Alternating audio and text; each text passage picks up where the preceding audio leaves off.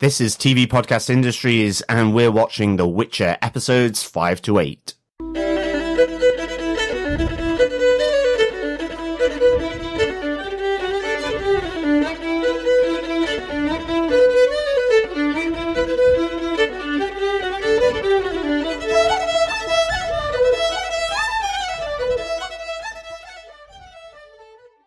Welcome back, fellow Witchers, to TV Podcast Industries, where we are doing our part 2 coverage of The Witcher, and we will be looking at episodes 5 to 8. I am one of your hosts, John. I'm one of your hosts, Derek.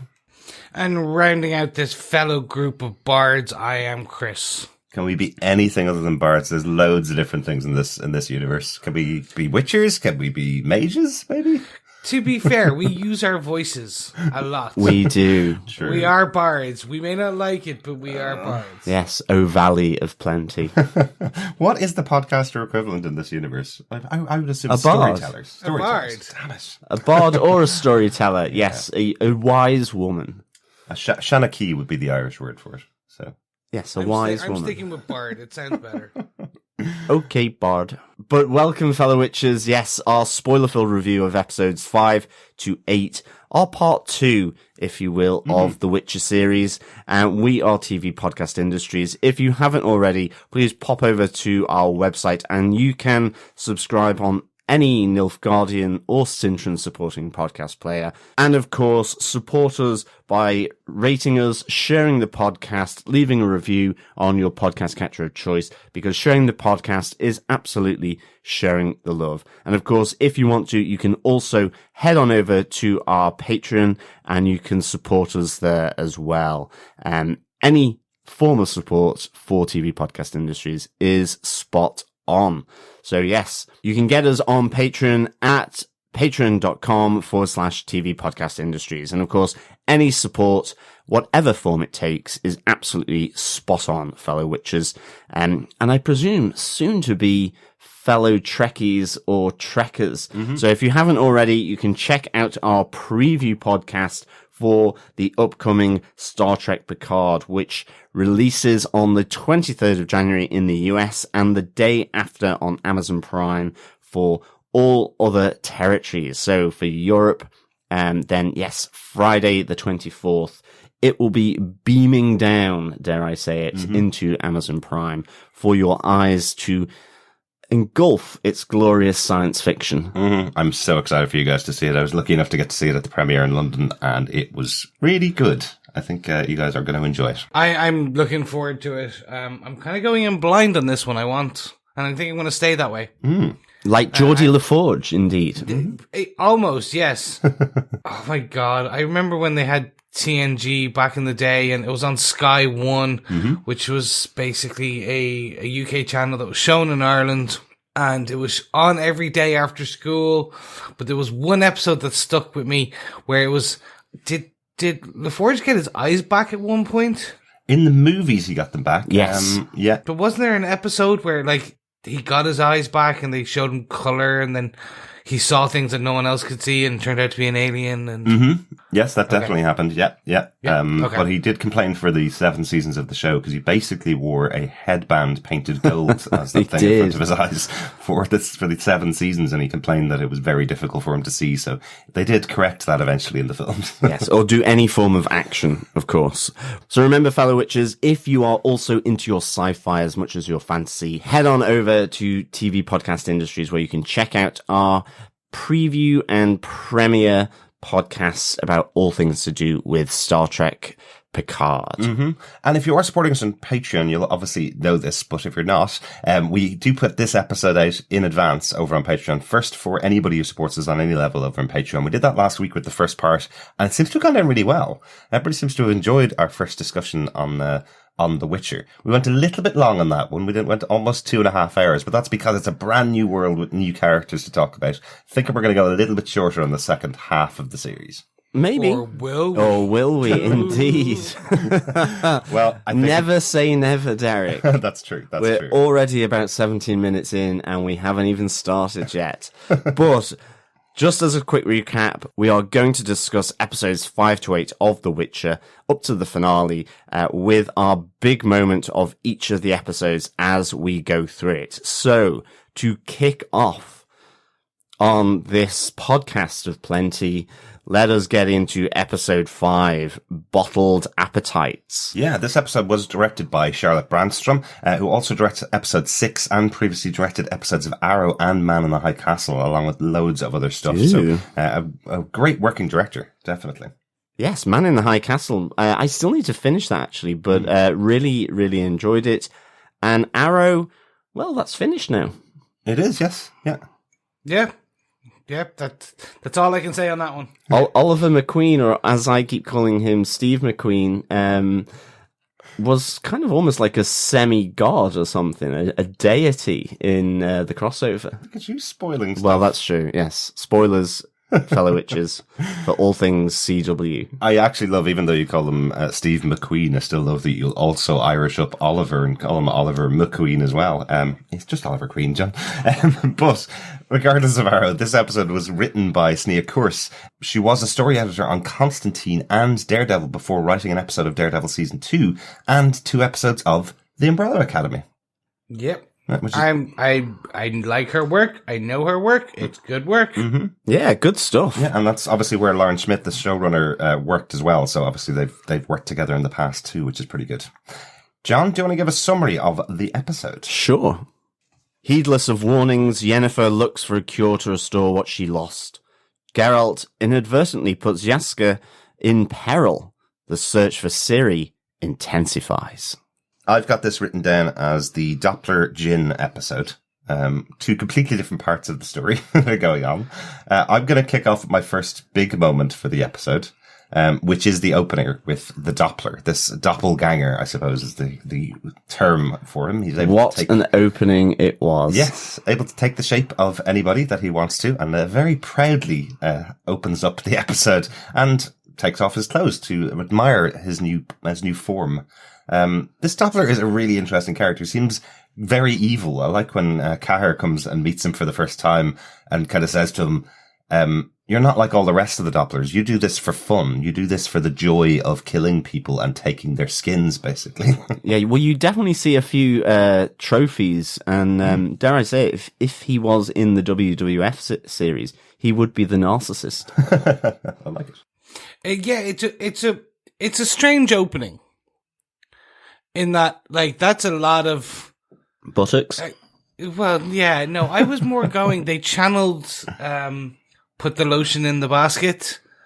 I'm so sexy. That scene from Silence of the Lambs. Really? But like, it's just kind of just there, just kind of like da da da. Look at me in the mirror. I'm so sexy. I don't know. It was just quite a strange thing. Dopplers in the source material in the games, they're just more of annoyance. Yes, they can change into anyone, but they're usually not very aggressive. So like, yeah, like we're told straight away that you're not like the others. Yeah. It's just a strange, it was a great, no, sorry. That came across as if I almost disliked it. No, this was a great opening. It was such a strange opening, such a fantastic way to be introduced to the Doppler.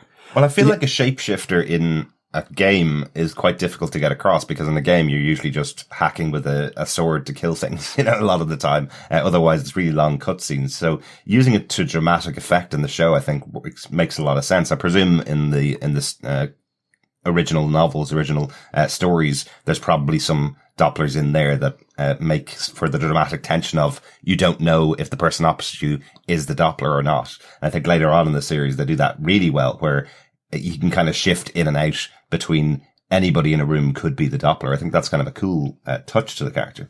Yeah, I mean, I think as well, he's obviously, he may be a slightly off-center Doppler. I love the fact that when he's asked by Cahir to take on Mousek's form, and he's just like, I've only just gotten this perfect specimen. Like and the fact that you've seen him looking in the mirror, he's kind of wanted to have, sexy, fit, sort of tempter, I suppose, and whatever he's going to do with that, because, you know, you see the trophies around his room, like an ear, and he enjoys kind of that hunt, where he kind of chases after Mouse Sack, even though it seemed a little short to me. You know, I always think, that it should have been a little longer. It was kind of like, now run, and then immediately went after him. And I was like, well, there's not too much sport in that chase, is there really? But it was very cruel, though. Yeah. It was one of the things I did notice about that scene. This was my point about Mousesack and the Doppler when he takes over the form. It's very cruel. It's done as run, and he gets caught almost instantly, you know, and there's no reason for it. He could have literally just done it as he does a number of other times in the show. He could have taken the form of him without hopping on top of him and then stabbing him in the throat, you know? He does this because he enjoys the cruelty of it. To Chris's point, it is, you know, Buffalo Bill almost. It's that enjoyment of the process. Yeah. But I was wondering, does he even need to kill anyone? Because he does take the form of Kahir, later on. Yeah. And he's not killed him. So it would just seem that he is a psychotic, Doppler. Yeah. Yeah, 100%. They don't need to. They just need to look at you. Yeah. And they can take you for him. I'm wondering, there's also a great touch in it that he takes all of the memories and all of the things that they've done in the past. Is that maybe something he gets a stronger version of all of his past or history? I don't know. It seems to fall through a couple of other times with the other people that he takes the form of. The knowledge that he has of them seems to not be as good as the knowledge he has of Mousesack. So maybe the act of the aggression gives him even more information, or the death of him gives him all the information over. I can't tell. It's not really clear from the show whether that's in there, but it just feels like he's being cruel and he seems to enjoy it, basically. But I really like that as kind of the opening scene in this and introducing this new character. Also great props to the stage design or the set design for the mirrored wall that he had in front of him, the perfectly placed mirrors, so his modesty was contained. You couldn't see anything other than the backside. That's it. So well done, guys. Well done. Well, absolutely. I mean, there were a lot of backsides in this episode, yes, there were. In fairness, and a lot of everything else as well. Mm-hmm. That was my big moment from the episode. But one of the other moments I did want to talk about was I was so intrigued by Yennefer's story at the beginning of this episode, where she effectively is kind of like a traveling mage going around selling her wares. And as the episode progresses, suddenly has ownership of a castle. I think that's a really interesting change for Yen. I love that she seems a little bit down on her luck, is about to get arrested by the mayor of this town. And then the next time you see her, she's controlling everybody in the village. Everybody's under her spell, and she's got a castle. Like, that's such a cool thing for this character. You know, she's really using all of her powers to ascend, I suppose, and get whatever she wants to. I love that that's exactly what the mayor says. This woman just gets whatever she wants. Nobody can refuse her. Yeah, definitely. And certainly, it made for some really funny, moments as well. I really like this. Just even, I think the mayor in the kitchen, in the nud, just kind of spouting kind of nonsense, you know, because she's in his head, or and just that interaction with Geralt, where he's like, "What is going on here?" I think was really good. She wants apples. Exactly, really nice. But I suppose my point really for this episode was the Djinn and Jaskier.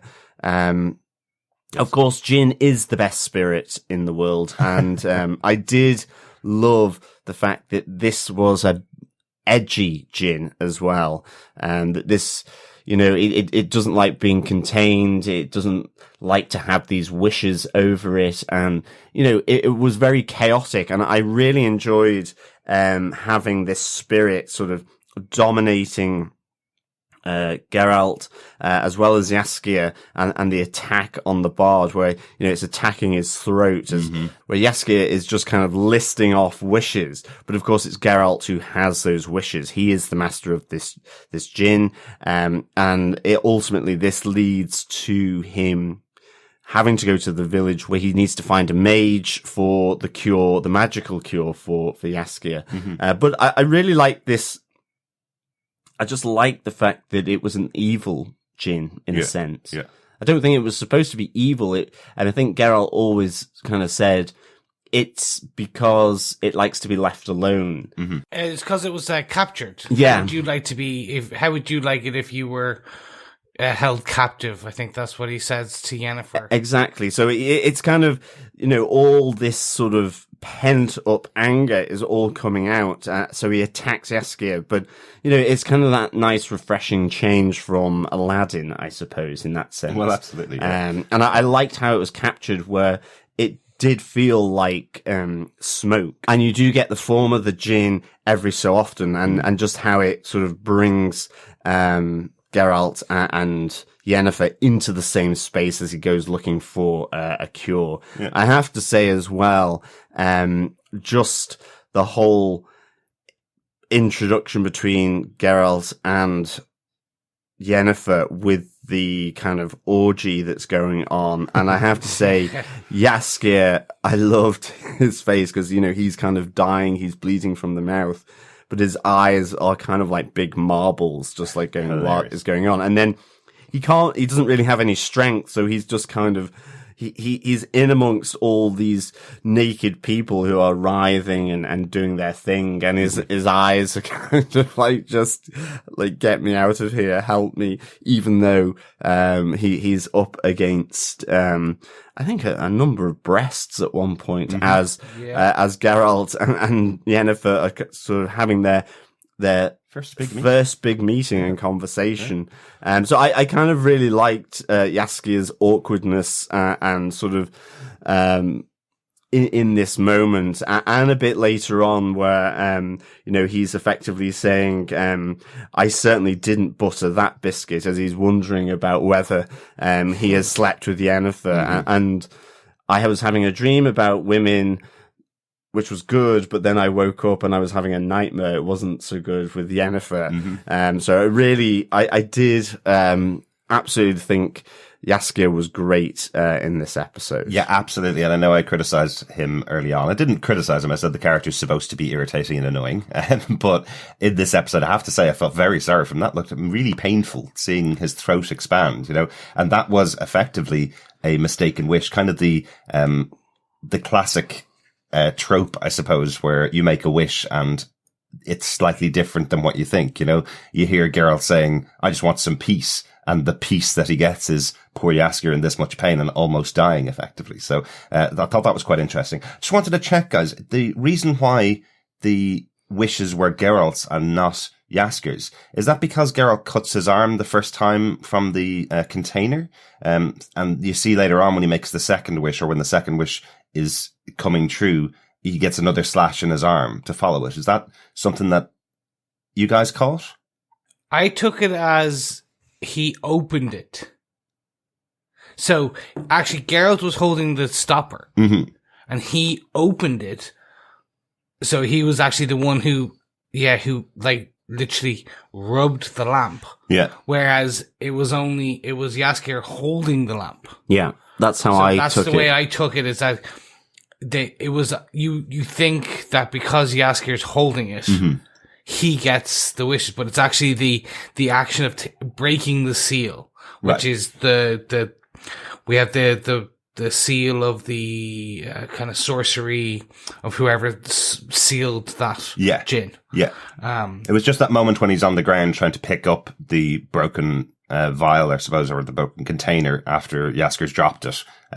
You see him holding it in his hand, and then he gets the slash in his arm. So I just thought that maybe the connection between the two things was what's causing it, but that makes sense as well. I did really like the orgy idea, John. I think we talked about it afterwards, that kind of funny scene. It almost feels like everybody that came to Yennefer for help, if she didn't like what they were asking for, she just added them to the orgy, because I love that moment where she kind of snaps her fingers and all these people look at each other going, what the hell was I just doing? Well, that's true, because I did think it was weird that that's how you would spend your Friday afternoon or Friday evening, dare I say it, just kind of presiding over this orgy, because she's just literally just there watching. Yeah. So if Geralt hadn't arrived, would she just have sat there and watched, which I thought was a little creepy, for sure. But thankfully, Jaskier and and Geralt do turn up and are caught up in the orgy for the laughs. Certainly, with, Jaskier, the bard. Also, I did like Geralt's entrance to the mansion house with the guard, where he does say money opens all doors, so it does, as he uses the bag of gold coin to whack the guard. I thought that was very funny. I do like the intonation of Henry Cavill as the Witcher. I like the deadpan, sort of, I am a big man, kind of thing, doing short, sharp quips or just generally swearing. Mm-hmm. I think he does that, really, really nicely. I think it really fits, the character. But of course, I think, Chris, you have the next big point with Geralt and Yen, and of course with the djinn being very central, to this. Yeah. So my big point is the last wish. The last wish this is something that has then huge implications for the story in general. Mm-hmm. But the one thing I did want to say is, wouldn't you have, I've seen a few people say, oh, well, you didn't get to really see the djinn, did you? It's just kind of, it was ethereal and kind of just went up into the sky. It's the smoke monster. And I went, well, yeah, a smoke monster, but I was like, would you really have wanted kind of like a Robin Williams-esque or exactly. a kind of Will Smith-esque, just like, hey, did it, da, da, da, just kind of like jumping around and like, yeah, it would have given us a few more musicals, but that would have been about it. We have enough. Yeah, exactly. We've seen Aladdin 2019 already. Anyway, so my bit is the last wish. Mm-hmm. So what I found really a lot of enjoyment from this is we get the reveal that it's actually Geralt who has the wishes.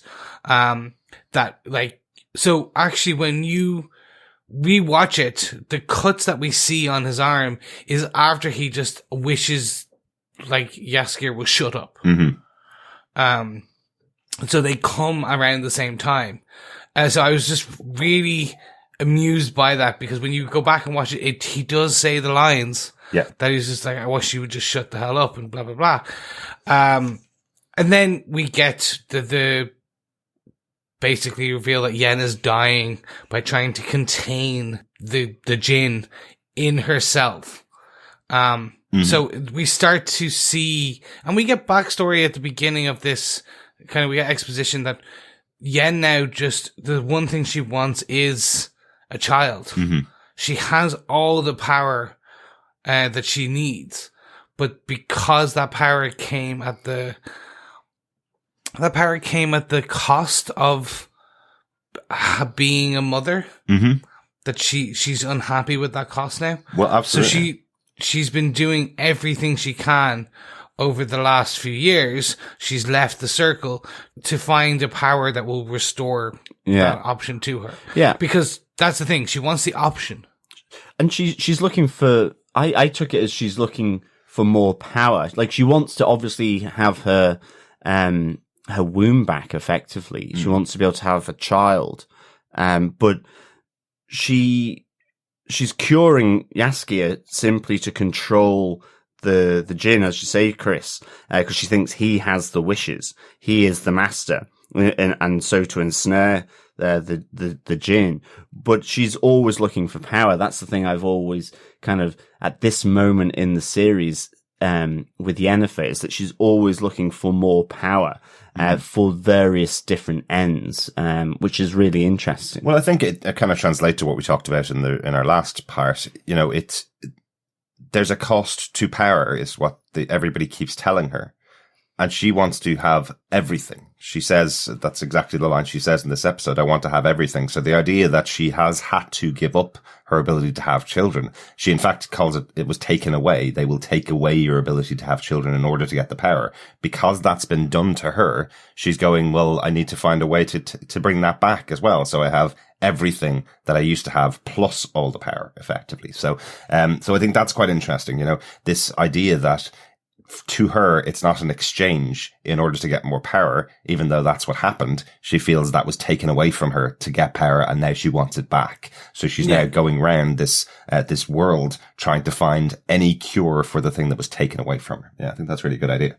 Yeah, I do like that, especially because it does lead to what we get in this episode, which is the binding of, well, yeah, I suppose I can say it now because we're reviewing all of them. Mm-hmm. The binding of Geralt and Yen. Yeah. So we don't hear what the last wish Geralt wished for. He wished to save Yen, but he was like, we never actually hear exactly how he phrases it in the TV show. Mm-hmm. But in episode 6 at the end, we find out that it was she was saved from the Jinn by Geralt because he basically wants to tie their fates together. Okay. Essentially, he ties them together. So that's what we find out in this TV show. Mm-hmm. It's laid out a lot better in the books. Right. I read this story now. Mm-hmm. Since we've started recording these, I've started reading some of the short stories and some of the overall novels. Mm-hmm. And I've gotten up to the Last Wish. I'm past it actually now. It's laid out a lot better in the books. Mm-hmm. It's more explicit, I should say. Yeah. When you find out how they bonded, well, what was said to bond it together, because we just don't know. Essentially, all he said we know is that Geralt wished Yen to be saved. Yeah. But we find out that it means much more. But I think this is, again, that's the kind of trope of a wish. You know, everybody thinks, I'll wish for $1 million, I'll wish for a great house, and I wish for more wishes, is what everybody says. But what we find out repeatedly throughout all of fantasy is effectively, if you make wishes, you don't get exactly what you want out of the wishes. Yeah. So him saying, I want her to be alive forever, and the Jinn goes, oh, you want her to be alive? Well, then the two of you will be bound together forever, effectively, to ensure that she stays alive forever, kind of thing, you know? So that, I love that. Again, it's magic at a cost. It's another one of those, tropes, for want of a better word. That's kind of it for the 3 main points. Anything else you want to, discuss on this first episode, guys? Yeah, so we need to discuss something very quickly here. Mm-hmm. We're going to go completely off topic, and I just want to hear what everyone thinks is, how the hell is Jaskier immortal now? Immortal, yeah. Immortal. Like, he is just, so in the beginning of this episode, he literally says it's been a decade since he's spoken to Geralt. It says a decade since Geralt left him in the court. Yeah. Basically in Sintra, and since that whole Pravat and all that kind of has come about. Mm-hmm. But Jaskier does not look a day older. I did laugh at that. Yeah, I was kind of going, he looks like he just went and changed his shirt. Surely they could, make him look like he hadn't shaved for a few days, maybe. Just something. It's the magic of music, Chris. You know, if he sings a good song, it de-ages him. You know, maybe that's it. He's young as well. He needs the aging cream. But so it's laid out that it's even expressly said that magic and mutation slow aging. Mm-hmm. So that's why Yennefer and Geralt and all the other major characters are not aging. Yeah. And they even age Queen Calanthe. Mm-hmm. So they just forgot to age Jaskier? Or it's something for season 2. Maybe. I just assumed because he was young. Yeah. And he's not really changed that much. He's not hit 40, so, he's kind of thereabouts. 10 years seems like a significant one. I know, sometimes you meet old schoolmates and you go, you haven't changed it today, but you're usually just being kind. They've gotten grey hairs, they've gone a little bit bald, they've got a little bit of a paunch, or they are growing a beard, something like that. But 10 years is maybe massive. He looks after himself. Maybe he moisturizes, he takes his vitamins. True, if they even grade Mossack. Mm-hmm. Yeah, but Mossack's an old dude. A Mousack even, yeah. But if he's barding away in big halls and all that, then he's eating well, he's kind of got, it's the equivalent of a luxury hotel in this world, being in the palace or the castle. So maybe it's just he looks after himself and moisturizes. Absolutely. And there's plenty of pills and potions out there, so maybe there's a slight potion that allows him to keep young. Absolutely. And remember, how many famous people look really young in comparison to the people that they're in school with or the people that they know in their real life. He's basically just had Botox and filler. He's basically Tom Cruise, the singer. Magical Botox. One of the one I just wanted to comment on was there's a mention in here of the scent of lilac and gooseberries, and it's not really explained. It's when Yen is trying to control Geralt, and he goes, "Oh, the scent of lilac and gooseberries." We did start the Witcher game last week, and the opening scene, effectively, of Witcher 3 is him going, "She smells of lilac and gooseberries." So it's obviously something that the scent of lilac and gooseberries follows Yennefer around, kind of like the scent of her magic. But it's not very well explained in this show, and I didn't really understand it from the game, other than he seems to follow her around the world using this scent. It's essentially that's her. Anytime he thinks of her, he smells that. Mm-hmm. Anytime they meet, that's like even before, because the Witcher's noses are kind of tuned up. Mm-hmm. So, like in episode 6, you see that kind of like he does that kind of look off and sniff, and then he sees Yen. Yeah. So it's always that lilac and gooseberries either precedes her or follows her. Mm-hmm. Well, at least it's lilac and gooseberries, and it's nothing like Gwyneth Paltrow's scents that she's coming out with. Oh dear! Oh, goop! Oh dear, John. Oh god! let's move away from that. Yeah. But I will say that there was a discussion for all our fellow kind of watchers and witchers. There was a very brief discussion because Goop has its own Netflix show now. Should we podcast on it?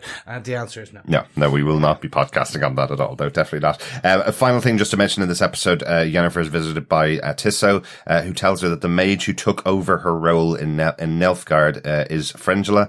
She's working with the rightful heir now. So this is the job that Yennefer fell out of in the previous episodes we were talking about. And effectively, this is what kicks off the entire war, is that Fringilla is working with what they call the rightful heir. And this is what kicks off the big battles that are going on in the series. So it's from this scene between Yennefer and Tiso, it sounds like if Yennefer had just done her job and stayed there in that court that she was bored of after 3 decades working there, if she just stayed there, maybe all the wars wouldn't have happened and all these people wouldn't have died. I just think it's an interesting little bit of the episode there. Yeah, no, definitely. I think Fringilla definitely becomes very central later on, and there is a little bit of sarcasm and skit from the mages around what would have happened if Yennefer had remained in Nilfgaard and actually gone there, rather than her becoming pretty and moving to what was seen as a more high profile sort of royal house. Right. So that was I kind of quite like that. So, with that, on to episode 6, Rare Species. Derek, what are some of the directing and writing details on this? Well, the episode was directed by Charlotte Brändström again. It was written by Hayley Hall, who was a production assistant on TV show Power in 2017, and then became a staff writer on this season of The Witcher, and this is her episode of the show. So I love seeing that progression. We've seen it a number of times on the Netflix shows and that kind of stuff, where you see somebody moving up to the position of a writer on the show from working as production assistant. I don't know. I just really like that progression for writers, that there is a path. It's really nice to see. Shows. Yeah. John, do you want to give us the summary? Sure. A mysterious man named Borch Three Jackdaws tries to entice Geralt to join a hunt for a rampaging dragon, a quest that attracts a familiar face. Meanwhile, Ciri questions who she can trust. So yes, a dragon hunt. We see dragons in this world. And just to say, Borch Three Jackdaws was played by Ron Cook from Hot Fuzz, one of the 3 cornetto parts to the trilogy. Yes, wasn't he the drunken man who tried to cook himself up some a fry up whilst drunk? Well, yes. really drunk. Yes, that's the one. And ultimately, he is blown up. Yes, he didn't last very well. long. He's killed actually, and then blown up. That's what happens when you cook a fry up drunk. Exactly. It's just true life. Chris, do you want to kick us off with your big moment for episode 6? Yes. Actually, before I kick off, I want to take one aside, right? Which is, this is one of the things I really enjoy about The Witcher. It's Game of Thrones-esque in that it's a real world. There are complete beasts in the world. But there's also some really nice people. There's monsters, and then there's monsters that are not bad. So we have the creature that Jaskier, basically finds in the bushes is a Hirika. Okay. And these are in the games, and they're not bad. They're cute looking bipedal kind of dogs. Right. So, but actually, really strangely, is in the Witcher lore, and I only know this because in the game, they're almost extinct. Right. Like, they're more rare than a dragon. Oh, wow. So when Yurik kills and, like, dismembers one of them, I'm just like, they should have played on that more. It just shows how much of a he is. Well, I do like the fact that poor creature did take its revenge from beyond the grave with the squits from Sir Nightalot. Yes. I thought that was sweet justice, because it was kind of like it almost felt like he was a knight that really hadn't proven himself yet, and he thought this was, I know, let's do it on the equivalent of a little kitten that is starving and goes completely overboard. So, of course, everyone else there who has seen battle, has fought monsters, and so on are like going a little over the top. Yeah. Sir Nightalot. If you had walked away, if we had fed it, it would have gone. Exactly, yeah, exactly. I love the reaction of everybody to this character all the time. It's like, we get it for kingdom and glory, okay. And I kind of like the idea that effectively Yennefer is bringing him with her to sacrifice him, and he doesn't know it. You know? I just think that's really a good idea. It's like, well, he'll probably die, but I accomplish my goals, so I'll put up with this boring, blusterous dude so that I get what I want. You know, I really like that kind of idea from Yennefer. But speaking of that sacrifice, my main point really is it's the dragon theme throughout this. The dragon, the plot point, which is we know that, Borch kind of essentially takes or hires Geralt for this quest to stop the rampaging dragon. We know, and he's like, well, dragons are rare. We don't usually hunt them because you don't need them. They don't attack people. We see the great trek forward through the mountains to get there. And what I really enjoy is the twist on the ending. Yeah, me too. Like, it's not they get to a dragon and they have to kill the dragon.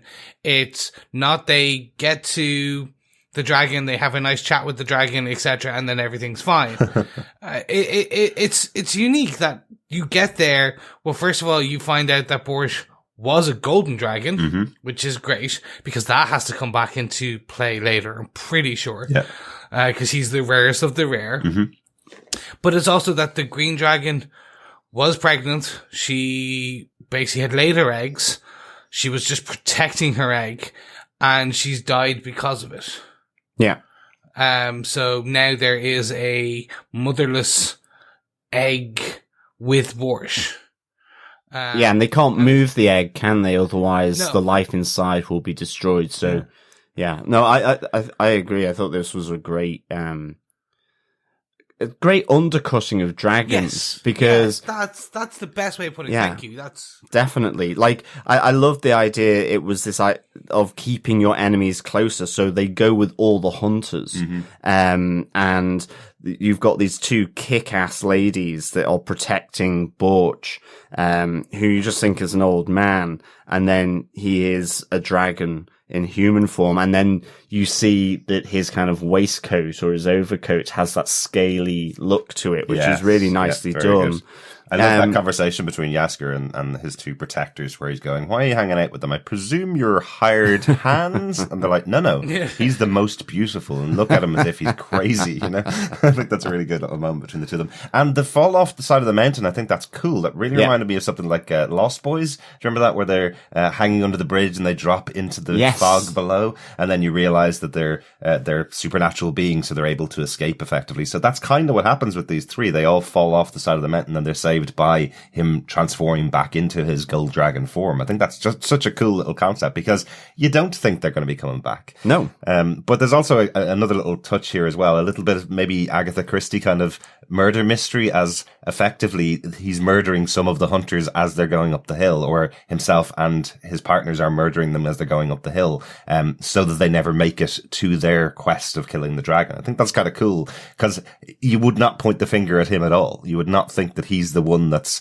taking out people's weapons and killing people on the way up. But that's part of his mission before he gets there, and then gets Yen and Geralt to protect his final destination, I suppose. Well, because the knight is slayed whilst he is squatting for his number 2. Who would do that? I don't know who would do that. A fitting end for a knight so unchivalrous. Absolutely. I think the other thing I really liked about this was because they get to the dragon and Yennefer switches once she understands that the female dragon was protecting her egg. Mm-hmm. And because of the situation she finds herself, where she has given up the ability to have children for power, and she wants it back so badly that ultimately she turns on this moment to protect the dragon and the egg from all these sort of these groups of men who are there to slay the dragon, take the egg, and so on. And I think that's really nice, because I think it really does say for Yennefer that she, you know, we were kind of saying, well, is she the big bad? Is she the evil one? But at least at this moment, there's a rationale to her that is incredibly human, and that maybe, you know, her previous life when she was disfigured and in the village, she understands people ganging up on individuals or other creatures. Again, when you're seeing the knight killing the poor creature, you know, the look on her face as well. So I think that's a really nice aspect of Yennefer here in this this dragon quest that we have when they get to the nest. Yeah, definitely. I think it's quite interesting, isn't it? Because very early, just before that, Geralt has already turned on the idea of killing the dragon, and it's trying to convince Yennefer, and then she's kind of going, no, I've still got my mission. But when she finally realizes, I suppose, she does go on his side. I do think that's really interesting. Your big moment for the episode, John, is about them as well, isn't it? Towards the end of the episode. Yeah, I think it's really interesting that we see here a passing of ways of both Yennefer and Jaskier from Geralt with different ways. As Chris was saying, you know, there's the moment when Yennefer realizes the wish that Geralt made, and she wants no part of him again. Mm-hmm. And at that moment, I was like, oh no, we've just got them together, and now she's wanting nothing more to do with him, and she goes off on her separate way.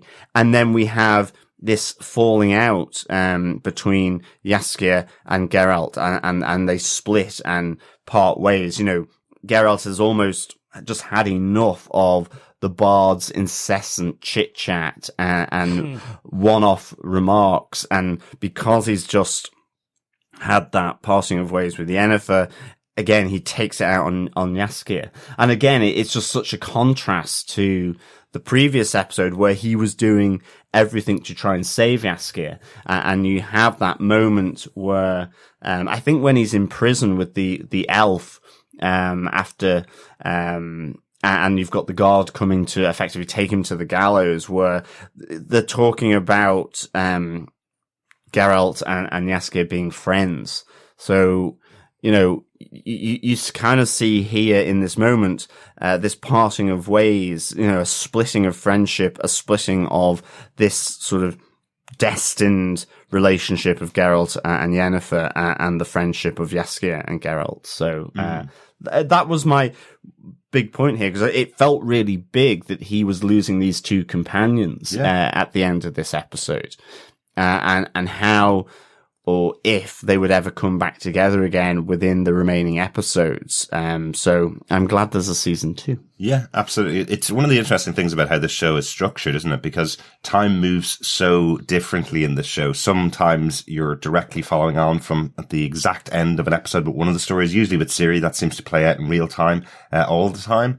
Whereas other times you hear something like Jaskier going, maybe we'll have to wait another decade before you'll call me friend. We've already had 1 decade gone by, you know? So, and you hear that himself and Yennefer have met multiple times since their first meeting in episode 5. They met multiple times up to episode 6. He's always around when bad things are happening, kind of thing. So, so they have developed a relationship between all 3 of these characters, not just on screen, but in a number of years off screen, which I think is interesting. Does that mean in season 2 they might look at some stories that may have happened in between the episodes, effectively, as their way of kind of doing this flashback structure again in season 2, do you think?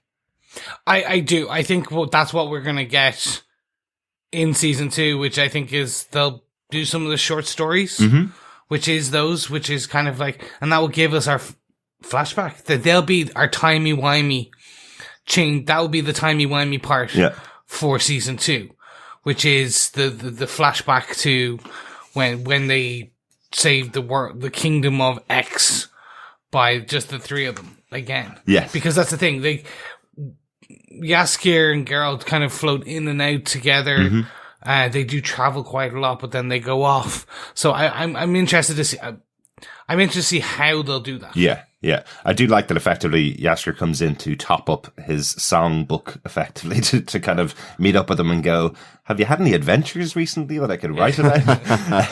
I love, again, when he's going along with all of these hunters and he's kind of getting some stories off them. He's like, oh, this would make a #1 single. It's kind of what's going on. Yeah, absolutely. This would pay for my food all the way through winter, you know?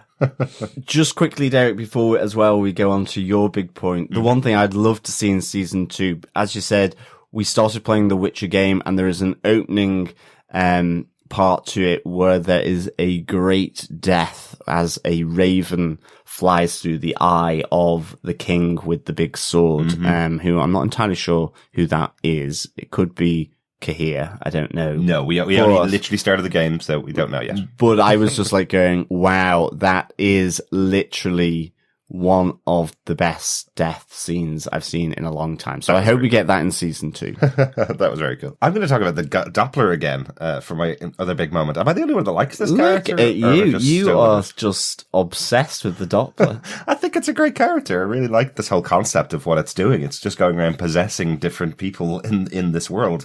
And it kind of felt like the Thing to me. Now, I will admit, I can't remember exactly where the story ends, whether it's this episode or the next episode. You guys might need to correct me, but I'm not going to talk about it for episode 7, I promise. Just going to talk about it in this episode as he is in the form of Mousak. Big props to the actor who plays Mousak. He feels completely different than he has all the other episodes. You know, he was that really friendly character when he was talking to Geralt, who's kind of patting him on the back, and the two of them have a really good relationship. You see him as the supportive, instructive person when he's talking to the lioness, the queen, as he's been working with her for years. And now when he's walking with Ciri out of the forest, you see how annoyed he's getting at this child asking him questions and questioning his motives all the time. I really like how that's being played by the actor who's playing Mousak. I think that's really, really good. But Ciri has listened to the advice and realizes that she needs to ask all the right questions, and she starts asking all the right questions of this character who knows everything about Mousak. But what he may not know is the feeling and intimacy between Ciri and Mousak in the past. He may not understand the detail behind it because he still has his own personality underneath it all, which I just kind of like that revelation comes in. Ciri, once again, is left all alone when she does find out that this is a Doppler and not her friend. Dara walks away from her, effectively leaving her behind, and she gets away from the Doppler. And then what I really like is that he takes on the form of Ciri to go back to Cahir, as if saying, I have captured her, kind of thing. But the reason why I've chosen this as my point is because, well, I was kind of right. I said that the last time we saw Ciri and Cahir face to face, there was a look on Cahir's face looking like he was actually trying to save her. not trying to kill her, which everybody had made the assumption that he was trying to murder her effectively. But what we hear here in this conversation between the Doppler version of Ciri and Cahir is he's saying to her, I'm really sorry that I scared you. I didn't want to scare you. If there was any other way that I could have gotten you and gotten to you, I would have done it, but this is the only way. He believes he's trying to save Ciri. Like any good bad guy, he's justified what his intentions are with our main character. So I do like that. I was right. It was just one of those weird things that kind of popped into my head when I saw the interaction between the two of them. But I like that this is how it plays out in the episode.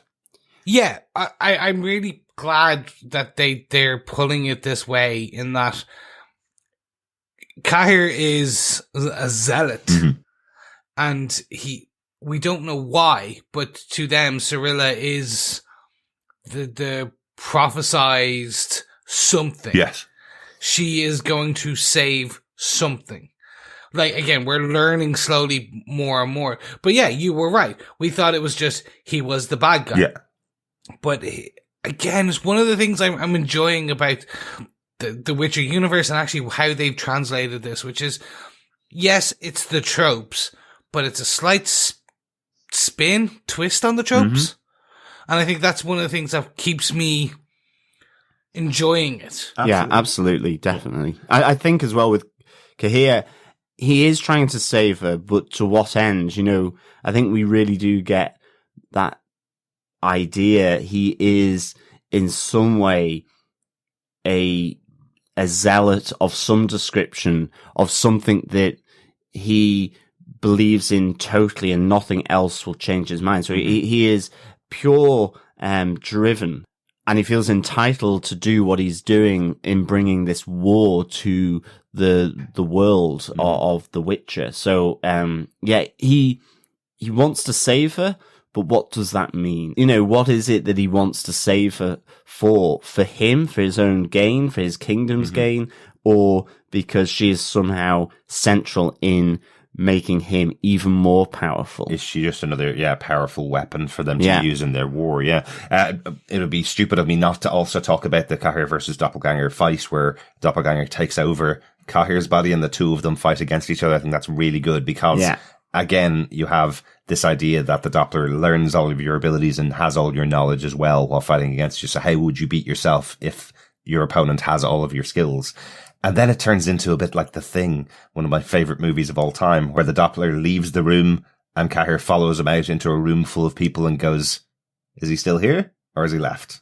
I'll slaughter everybody in the room to try and find out whether this Doppler's gone or not. I think that's really, really good when you see Cahir sitting on the floor covered in blood and just bodies everywhere around him. I think that's such a great little image that you have of this character.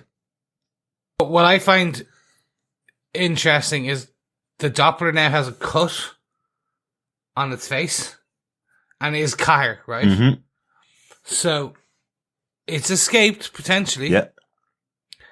That's going to come back to in season 2.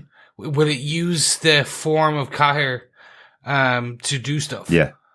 And is it now going to be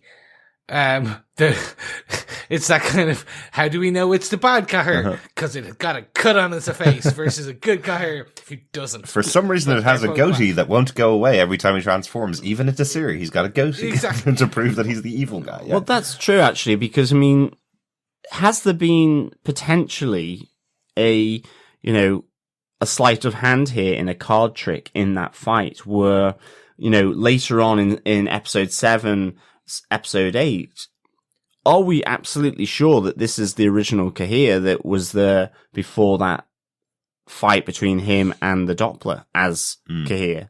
I didn't spot the slice as such, and maybe that's just for convenience at the moment to make that distinction. Absolutely, right. Yeah. Because otherwise the Doppler's power suddenly gets undermined a little if it takes on a scar and can't get rid of it when it changes into another person. You have to always explain it away, kind of thing. Which, to be honest, when he changes from the good-looking dude into Mouse Sack, he just changes to Mouse Sack, as far as I could see. So It may have just been to identify who was what, but I can't imagine that he would take the scar with him or the goatee beard. It was almost like it was just in the process of changing. Maybe he hadn't fully formed or something. Maybe it's something around that. But then I think the bigger question for me is, has there been that sleight of hand, that magician's card trick that we will find out probably in season 2? Right. I'm not sure whether there is a swap. I think it is the original Cahir that we see for the rest of the other 2 episodes. The cut that's on his face that you're talking about, Chris, let's just make sure that I've got it in my head. That's from when Dara and Ciri are fighting him with the silver, and he gets damaged by the silver, isn't it? And that's why he's got this permanent cut. No, Cahir slices him in the fight. Oh, okay, just with a regular sword, though. With the regular sword. So it's unlikely to stay on its face. If it was from the silver, then it was most likely to stay. But they framed it. It was that framing that I'm like, okay, they're going to do something with this. Right. Because he does get cut with silver from Ciri. Yes. So that would be more likely to remain as a permanent cut, because that's his biggest weakness, effectively. You see him jumping away when Cahir tries to throw them a bag of coins, and he goes, "Don't worry, there's no silver inside there," kind of thing. It's just regular coins. Yeah. So if Cahir had cut him with silver, I'd say you're probably right, Chris. That would be something that would be a distinguishing feature for the character into season 2. Whereas if it was just with his sword, he's probably faced off against much worse in the past than a few swords. So it may just disappear. So you could be right, John. Maybe he will be taking the place of him for those 2 episodes, and we don't know because there's no distinguishing feature anymore. He could have just cleared that pretty quickly after walking out of the place. Yeah, I think it's just something to bear in mind moving forward, you know? Yeah. Just in case. I don't know if we called this out in the last episode. Silver is the only way to harm magical beasts and things like that. That's why Geralt carries 2 swords. Yes. He has a normal sword, and then he has his silver sword. Very good, yeah. So that's that's why he's always carrying that big black the big black kind of sword sheath. Yeah. He usually keeps it on Roach when he has him. Or he carries it himself, and that's where the secondary sword is in, the silver sword. Yes, we learnt that in the training module of fighting in the Witcher game, when we learnt that the normal blade is for humans, and creatures, non-magical creatures, and the silver one for creatures. And we can do a few rune blasts, like setting someone on fire. Yes, we've played it for excellent 15 minutes, I think. Yes. Just one last thing I want to mention before we get out of episode 6. I did like the little reference to the Hobbit from Jaskier as they get to the end of this whole battle with the dragons and all the hunters and everybody fighting against each other, and Jaskier wakes up and goes, "Did anything happen?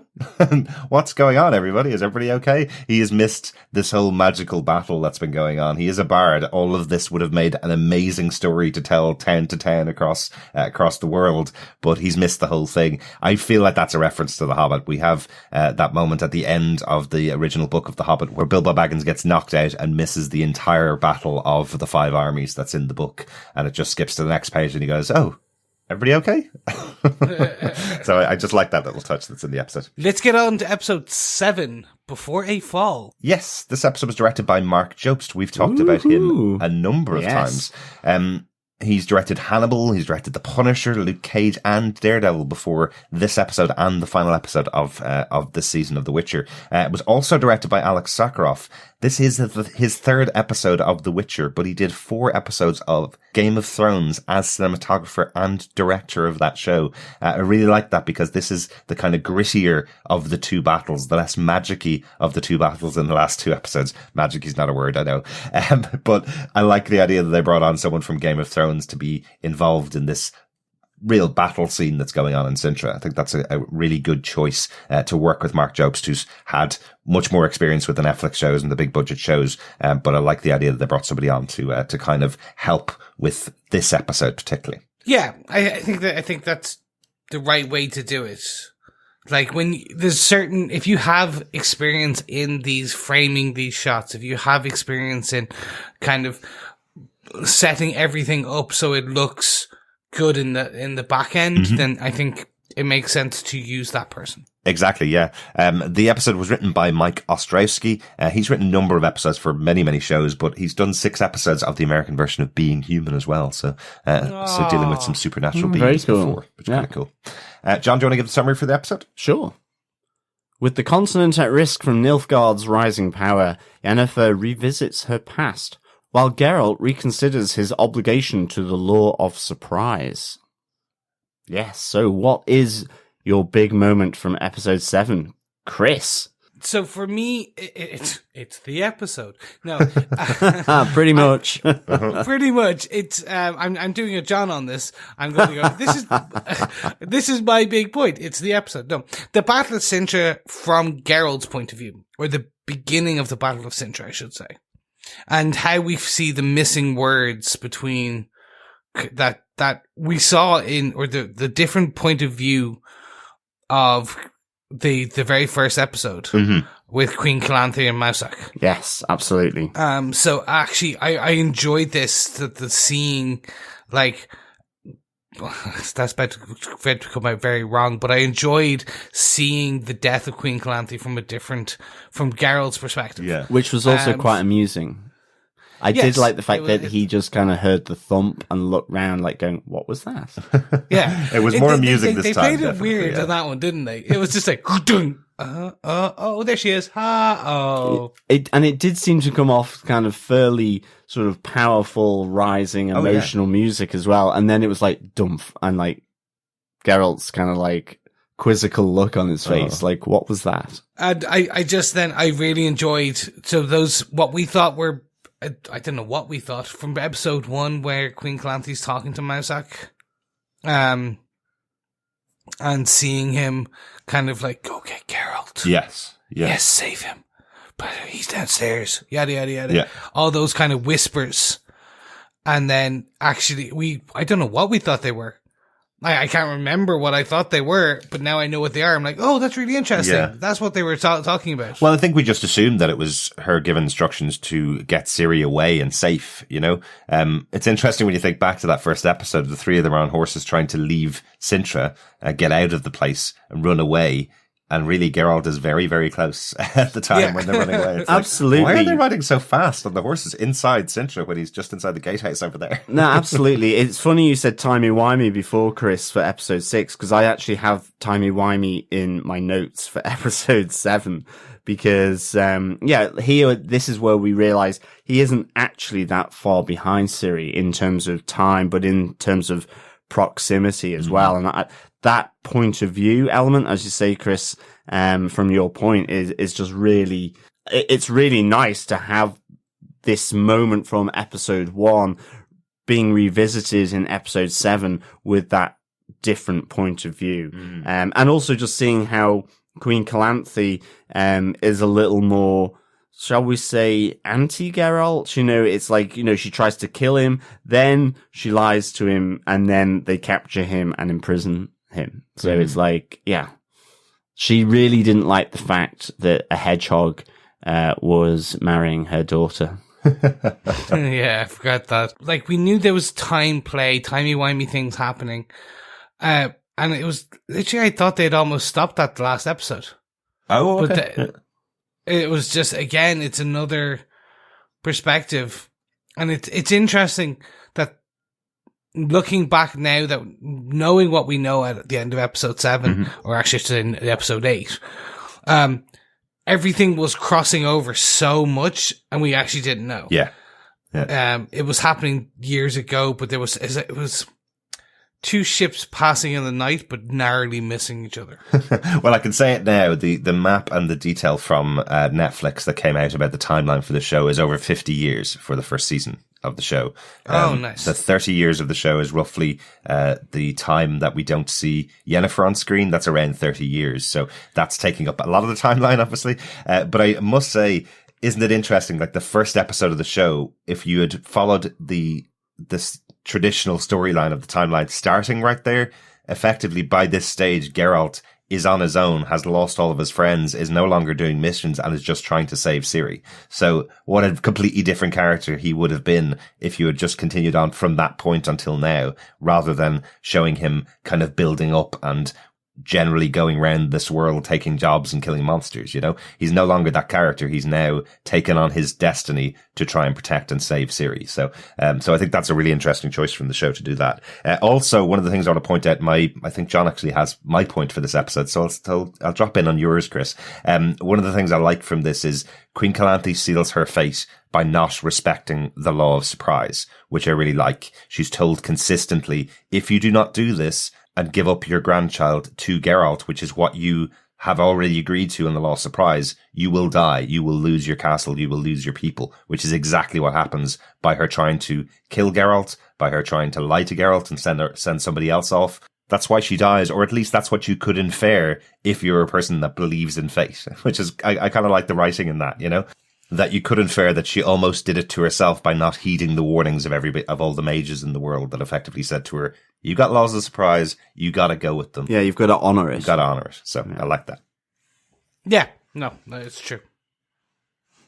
John, what's your point on this? I really enjoyed the meeting of the mages at Aretusa, the citadel of the ghouls, and the vote, because I think, one, it's coming off Yennefer returning there and her kind of having all these memories returning to her as to sort of her deformity, the change. Seeing now that there are girls there paying to attend the tutelage of Jaskier and other mages, and I think you then have this vote where all the mages around the table about whether they need to get involved with the war and with what Nilfgaard is doing in terms of their conquest of this world. We also have the put down from Stregobor as well, where he says, you know, maybe if Yennefer had gone to Nilfgaard instead of Fringilla, then they wouldn't be in this position to be attacking the world and conquests aplenty for them. But I think the vote ultimately is not to help Cintra, that they have spurned the mages in the past, so that they should be allowed to continue that noble tradition, as Stregobor says.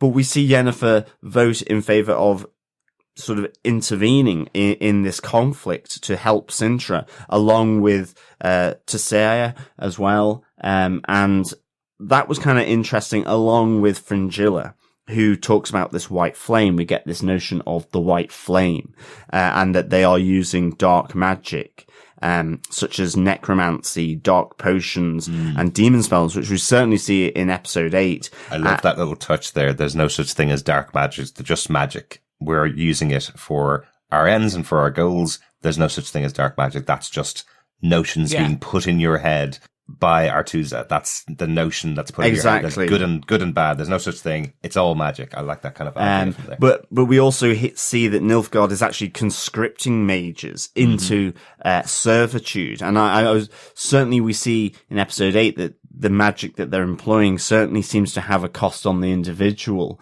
maybe much more than normal magic, if you want, or the magic that is preached by Aretusa. So I really like this explanation around Fringilla, and she seems like she's really grown into this role. Absolutely. And certainly we see that further in episode 8. So this was a really fascinating character here around the table. And I like the fact that ultimately after the vote, we have this kind of rebel alliance and splinter group forming around Vilgefortz, who has met with Yennefer on the road, and also with Jaskier as well, her former teacher, and Yennefer is in that group as well, who vote to help Cintra and to stop the onward progression of Nilfgaard as a conquering army. So, and again, I suppose this white flame is an interesting aspect here, and I wonder if in some ways this relates to why Nilfgaard need to be going after Ciri, the reason why he wants to have Ciri and capture her. Again, just one of those theories, I think. Yeah, I'm with you on that. Yay! Yeah.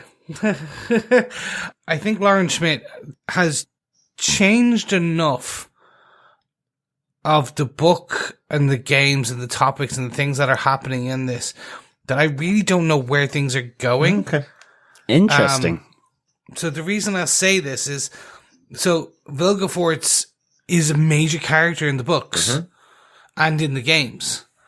And his role is slightly different now. Yeah, it's different. Okay. From what, and I don't like, in case they're going in season 2, I'm not going to I don't want to ruin things and things like that. But it makes me wonder, they're tweaking enough of the story. So they're taking, how do we put this? They're taking the tropes and they're tweaking them so that they're interesting, they're new, they're different. But also what I'm wondering if Lauren is taking the core concept that have already been tweaked and tweaking them again to make them different, to make this. So imagine you were watching an adaptation of Star Wars. You've already seen Star Wars. You know the beats and they're already kind of tweaks on tropes that you already know. Yeah. So what if this adaptation again was tweaking the story again? Absolutely. And that's absolutely what a showrunner has to do. You know, the books are always going to be there. Go read the books if you want to see that story, I suppose. If the games are going to be there, go play the games if you want that story. And this is a TV show where everybody involved has to present something new for 8 episodes. So absolutely has to change things to fit the show. I wanted to just confirm Vilgefortz is the guy that has the awesome knife fight against Cahir in the final episode. Yes. There are so many characters in this show. So yeah, and they introduce a lot of them in the last couple of episodes. yeah, you know, I presume that's because we're leading up to this massive battle in episode 8 as well. So, but it is, you're right. He is a really interesting character when we get to that final episode. I do think they set him up at the end of that episode to play a big part in season 2, but we'll talk about that when we get to episode 8 in just a second. As I said, John kind of had the same point as me, but 2 things quickly that I just wanted to talk about at the end of this episode. The meeting between Yennefer and Istrid, just to comment on the fact that this is how you do a meeting of a character that haven't seen each other for 20 years. He's got a beard. He looks completely different. Doesn't look as good, unfortunately, as he used to do when himself and Yennefer were together. But I like the meeting of the 2 of them where she's kind of going, well, I kind of still love you, basically. And I have been able to use my beauty to get whoever I wanted in the world, but all they wanted was the power that they see in me. And he looks at her and goes, but I see the power that was inside you, and I'm the only one that's seen that. And she just kind of looks back at him, doesn't say a word, not revealing that Geralt has also seen that type of power from her as well. So I really like how that's played by the actress in that moment. I love that she presents it to him as, yeah, you're right, or you could be, but I'm not confirming that. That's really good. Yeah, and I think Tasaya also knows the power that she has. Absolutely, as well. Yeah. For sure. Yeah.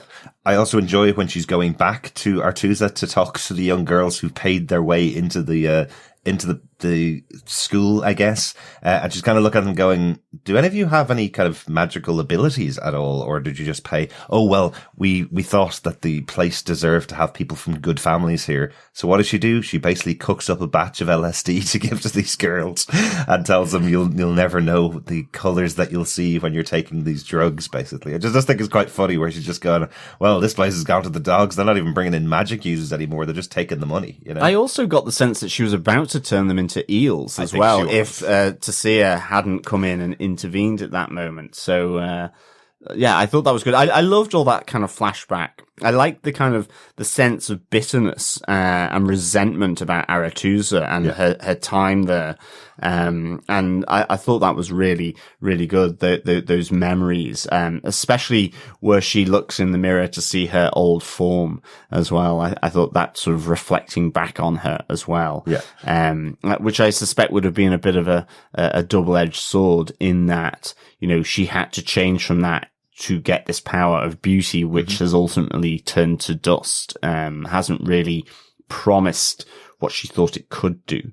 And ultimately she's no longer, you know, she's not in that kingdom that is proving to be the one that has the power. Yeah. That is Nilfgaard. And I think we get this I know it's in episode 8, but we do get that moment where Fringilla speaks to her in Elgin, saying about, this is where the power is. This is where you can fulfill your true potential. You've wandered the world looking for all of the power, and you should have just come here because you can do whatever you want to, over here. I definitely want to make the point about that because that goes right back to what I said at the beginning of the season, when we get into episode 8. One other point that I just wanted to mention, because myself and John actually talked about this directly after the episode. We've been talking almost constantly throughout all of our discussions about this show and comparatives to Game of Thrones, just purely because Game of Thrones was the massive big budget show on TV for almost 10 years.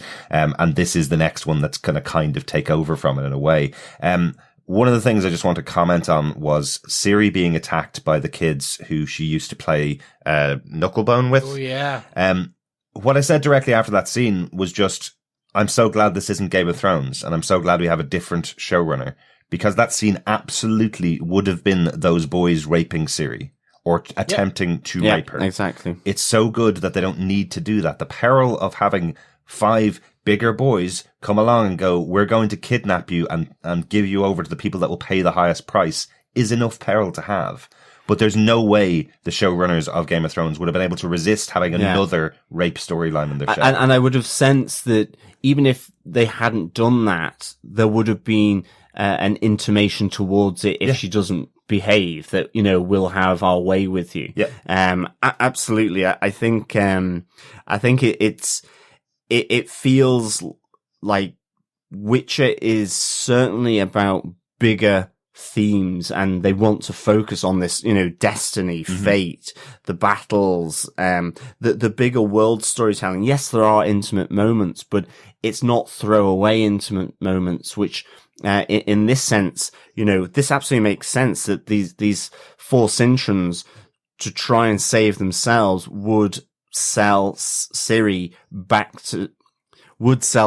to the Nilfgaardians because of the bounty. Yeah. And hopefully then be able to live and not be sort of cut down by them. You know, it's a way of saving themselves. Yeah. But even if their attack had ended exactly the same way, with them not being able to take her away, it absolutely would have been said in dialogue about them going to rape her. It absolutely would have been done in Game of Thrones. That would have been the thing that pushed her over the edge to use her massive power to kill them, you know? So I'm so glad we don't have to go through another one of those storylines in this show, which we went through multiple times over and over again in season after season of Game of Thrones, which I adore, still one of my favorite shows of all time, but it was something that they just lent on as a crutch. If there's a woman who's powerful, somebody will attempt to rape her and she'll either get out of it or won't. It's kind of the way they did it in that show. I did feel that it was slightly implied to a degree. No, I don't feel there was any implication at all of it. I think it was simply, we are going to take you away. I loved even the discussion between the two of them where they go,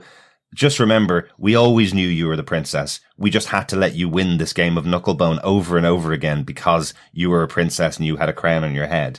It was almost just like the Disney villainous story. There's no need that I'm so glad they didn't even have any kind of intimation in this episode. It would have been so explicit in any other show dealing with this genre. Then my brain just filled in blanks to assume that when they were all grabbing her. And I think that's where my brain leapt to. But I think it was to put her on the horse and to tie her up, to take her to sell her to the Nilfgaards, because he actually says there's a king's ransom or something exactly for you. Wow. Okay. See how often it's used as a trope, Chris? Yeah, really. Wow. I think as well, as a nice segue into our final episode 8, you know, in episode 7, we do see Ciri going very dark and stormy and you know, sort of testing the vocal cords out for the old scream. And I think going into episode 8, entitled Much More, I love seeing the aftermath of that. Certainly the overhead panning shot where unfortunately the horse has also been caught in this crossfire as she tries to save herself from being taken to the Nilfgaardians. I love that black epicenter right in the center. Yeah. And all the grass all around is all cleared out in a circle as well. I think that's really cool. Absolutely. And the woman carrying Ciri away from that epicenter. But yes, unfortunately, White Beauty got caught in that screamy crossfire. Was it clip or was it clop? I don't think we ever found out. Well, it's now Nothing. Yeah, it's now a fillet of horse and some glue, probably. Nice. Right, let's get on to our final episode for the first season of The Witcher. Episode 8, as you mentioned, John, is called Much More, directed again by Marc Jobst. This one, of course, as we always say on a good show, was written by the showrunner Lauren Schmidt. She's written loads of episodes of TV, as we talked about before, including West Wing, Justice, written and produced shows like Daredevil, and was co-executive producer on Private Practice and on The Umbrella Academy. Also heavily involved in the TV show The Defenders, where we got our original podcast name of The Defenders TV Podcast. So lots of credit to Lauren Schmidt for all of her work that we've talked about over the years. Yes. And it just keeps getting better. Exactly. Much like ours.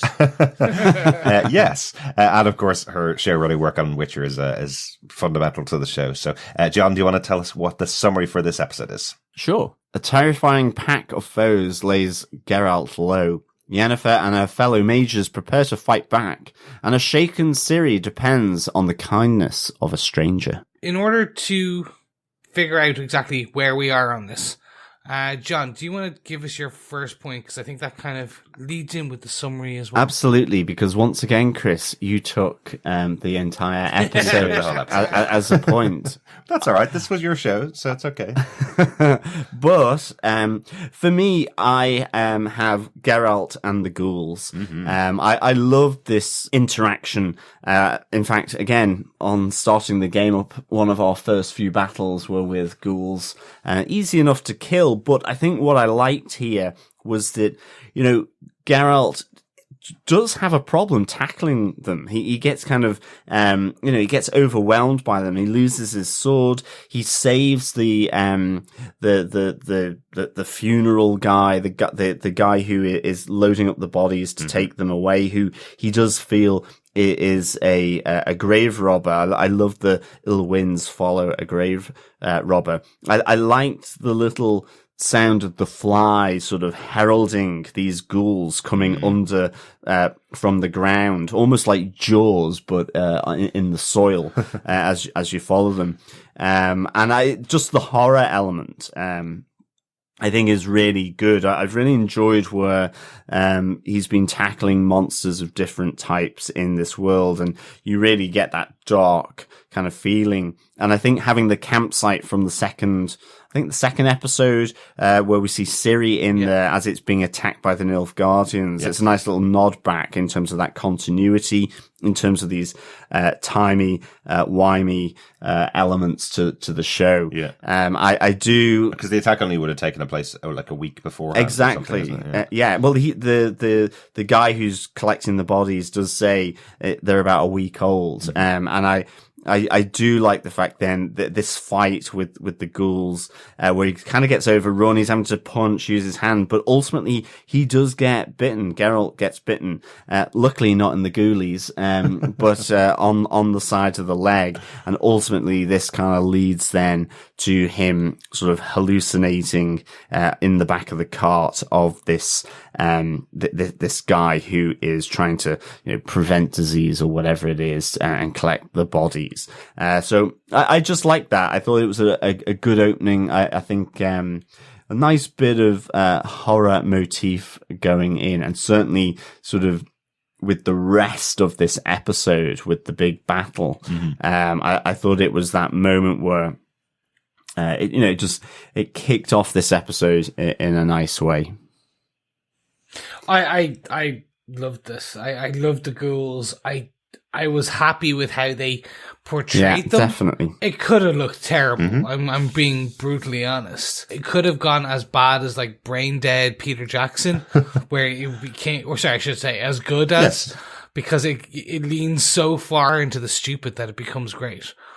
In but Brain they actually Dead, kept that horror aspect, and it wasn't overly crazy CGI, but it was Cavill's presence and his like sword swings looked like they were connecting with things. Yeah, absolutely. And I think this is one of the things that's always difficult in these types of shows. Effectively ghouls are just zombies. Yeah, they're very similar. Yeah. So every time you have to design that for a game, every time you have to design that for a movie or a TV show, you have to make a decision as to how you're going to do it that's different from how somebody's done it in the past.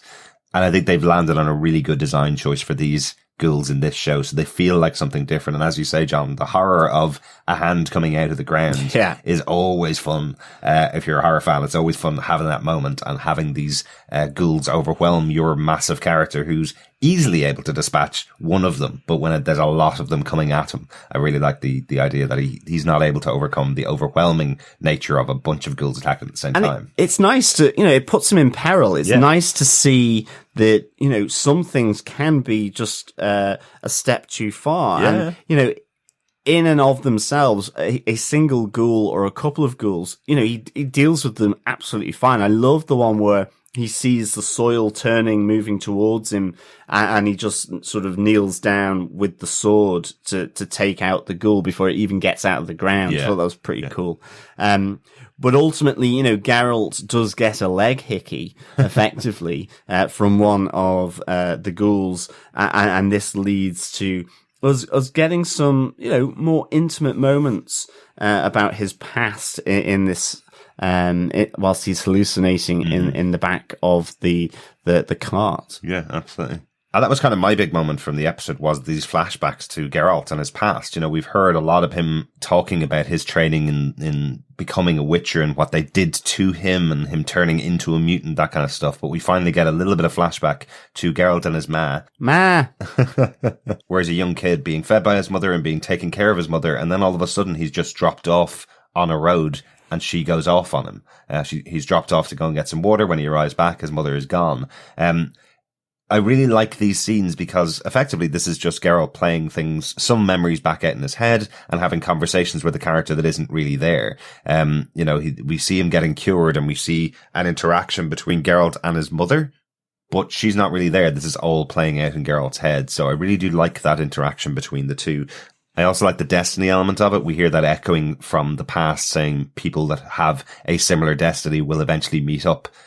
And this is where Geralt finally does meet up with Ciri. It is destiny that brings him to the place to cure him, and that's where Ciri is waiting for him, or that's where Ciri is very closely in the same proximity, and she instantly knows who he is and where he is. So if he hadn't been bitten by the ghouls, if he hadn't gone that way, if he hadn't fought the ghouls, he would not have ended off in this moment meeting Ciri, which I just think is a really good way to play it in this final episode. So do we think Visanna wasn't there? She definitely wasn't there. No. I think the reason why is when he wakes back up, he says to the gravedigger, "Where's the woman? Where's the woman gone?" And he goes, "What woman? You just kept calling out for women over and over again while you were in the fever, So I love the interaction between the two of them, but I like the idea that she wasn't there at all, unless she magically appeared only to him and put salve on his wounds, unless that was it. I took it as she appeared. It was her destiny to appear, save him, because he didn't know who she was at the beginning, and then he figured out. Then she wiped Jurga's memory. Oh, maybe. That's the way I took it. Right. Because it took a bit of time. I don't know. I just, it's interesting. But we get some cool information. Like, Geralt's the son of a sorceress. Yeah. Yeah. Like, I didn't know that. We didn't know that. So. That's true, yeah. It's interesting to see how it was all put together. Mm-hmm. That, why he's attracted to sorceresses, because he's got a mother complex. Oedipus. Maybe. But I wonder if that's the reason why he was able to be one of the people that survived through the Witcher training, is because he has some magic in his past from his mother, Yeah. He references the fact that only 3 in 10 boys survive the trials to become a Witcher. So that's why they're so strong and powerful, is because they've weeded out anybody that could have failed those challenges. And it sounds like failing the challenge probably doesn't mean you get to go home afterwards. No, I don't think there's an exit strategy if you fail the Witcher tasks and challenges. Yeah, absolutely. I think as well, the great thing about Ciri and Geralt's meetup is just her sort of question as well, right at the end. Yeah, absolutely. Who's Yennefer? And it's a great moment because, it dispenses with, "Oh, I found you," and going back into the law of surprise and all this kind of stuff. Are you safe? All this kind of thing. It's just you see the look on Geralt's face as she's like, who's Yennefer? Yeah. And certainly given what's just happened in the Battle of Sodden Hill, then, it's a great way just to close out, the series. It's really nicely done, I thought. And it's referencing the fact that she's been hearing this voice from Geralt talking about her name. That's the connection that they have between the two of them, is that she keeps hearing him say the name of Yennefer. And this is the character that's oldest in the series. If we go back to that timeline again, Yennefer's been around for 50 years in this series and has had all of these amazing things happen to her, yet Ciri has absolutely no idea who this character is. So I love that meeting of two main characters, and the third one of them doesn't even know, which I think is a lovely, interesting touch. Chris, go on, bring us on to the big part of the episode, your final big moment from episode 8. For me, it was just the Battle of Sodden Hill. This is the definitely. one thing that we lacked in. We talk about Game of Thrones. It's if you bring magic into warfare, that's where I was like, oh, this is cool. Now this is an army of, it was 22 sorcerers going against a battalion. And what would they do? So it's so interesting to see how they use their powers, or how they use their sorcery in a good way. Let's say the 22, so without killing themselves, and how they use it to protect while still attacking towards the end. And then the Nilfgaardians using sorcery to become evil, to using so much chaos that they die. Yes. Which is so interesting. So we see the first 2 fireballs fired at Sodden Hill by the Nilfgaardians are actually 2 sorcerers. Yes. Exactly, yeah. They've used all of their power up, and I love that they just drop to the ground. I also must say I love the first bomb coming towards them, and Yennefer being able to just divert it off course and it explodes, and then you have evil now, Fringilla, going, okay, next mage, up and do your thing. And you see you see the mage's face going, I know that kills me, and I really want to do this. and the other thing as well, the guy who was creating the clouds and the mist and the fog to hide their approach, as he walks into the gate, he is also being spent, and he falls, his cape falls to the ground, along with the box of evil black worms that are about to sort of go and do their thing. So it's almost like this dark magic from episode 7 has more of a cost to it than the magic preached by Aretusa in the Citadel of the Ghouls and the teachings. Although we'd also see Fringilla using elements of dark potion, and I love where she opens up kind of the tornado thing on the ground for the archers to fire in, and and opens up the other one in the elfin fort at Sodden Hill, so that they get a few of the mages. So cool. Really good. But she's not being affected in that way. But maybe it's just it depends on the type of spell and how long you do it, because, obviously the fireballs seem to be fairly powerful in what they need to do. And the guy who's walking with the soldiers, the mage who is having to create this fog, is having to do it for quite a long time. And, I like the fact that, in this moment, they've taken out 3 of their mages just purely to do their attack. Yeah. It's huge props to the writer's room here, isn't it? Because they set up the concept all the way from the beginning of the show that every piece of magic has a cost. And, obviously there are some things that you do that don't have as much of a cost. If you're not doing something massively powerful, it won't kill you effectively. But I love the idea that when they get here in a massive battle, they still adhere to those rules that they've set up.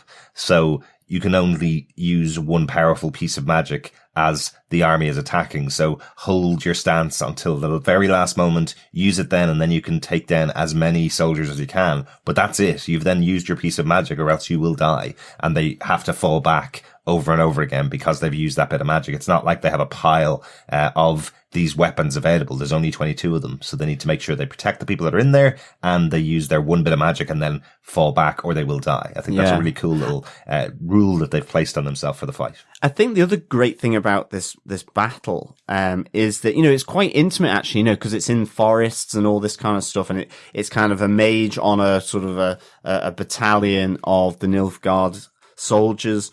But I love the establishing shot of this sodden hill area and the elven fort with the bridge. Like, it's just spectacular. Yeah. And then when they're testing the defenses, again, you have it pulled back and you see Yennefer chucking that fireball away. And there's a few moments where it just pans back, of course, right at the end as well, when Yennefer does her thing, which it's just really good because it keeps connecting you into those intimate moments in the forest where, like you having Fringilla and Tassia sort of meet up.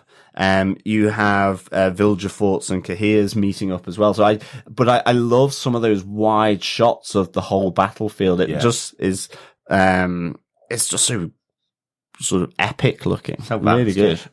And I think that's the exact word, epic.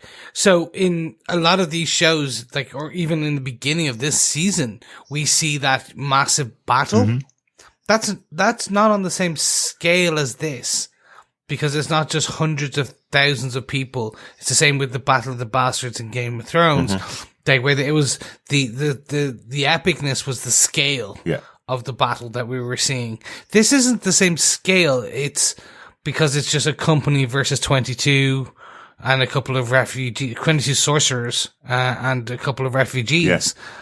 But what's epic is the use of battle magic, or magic in battle.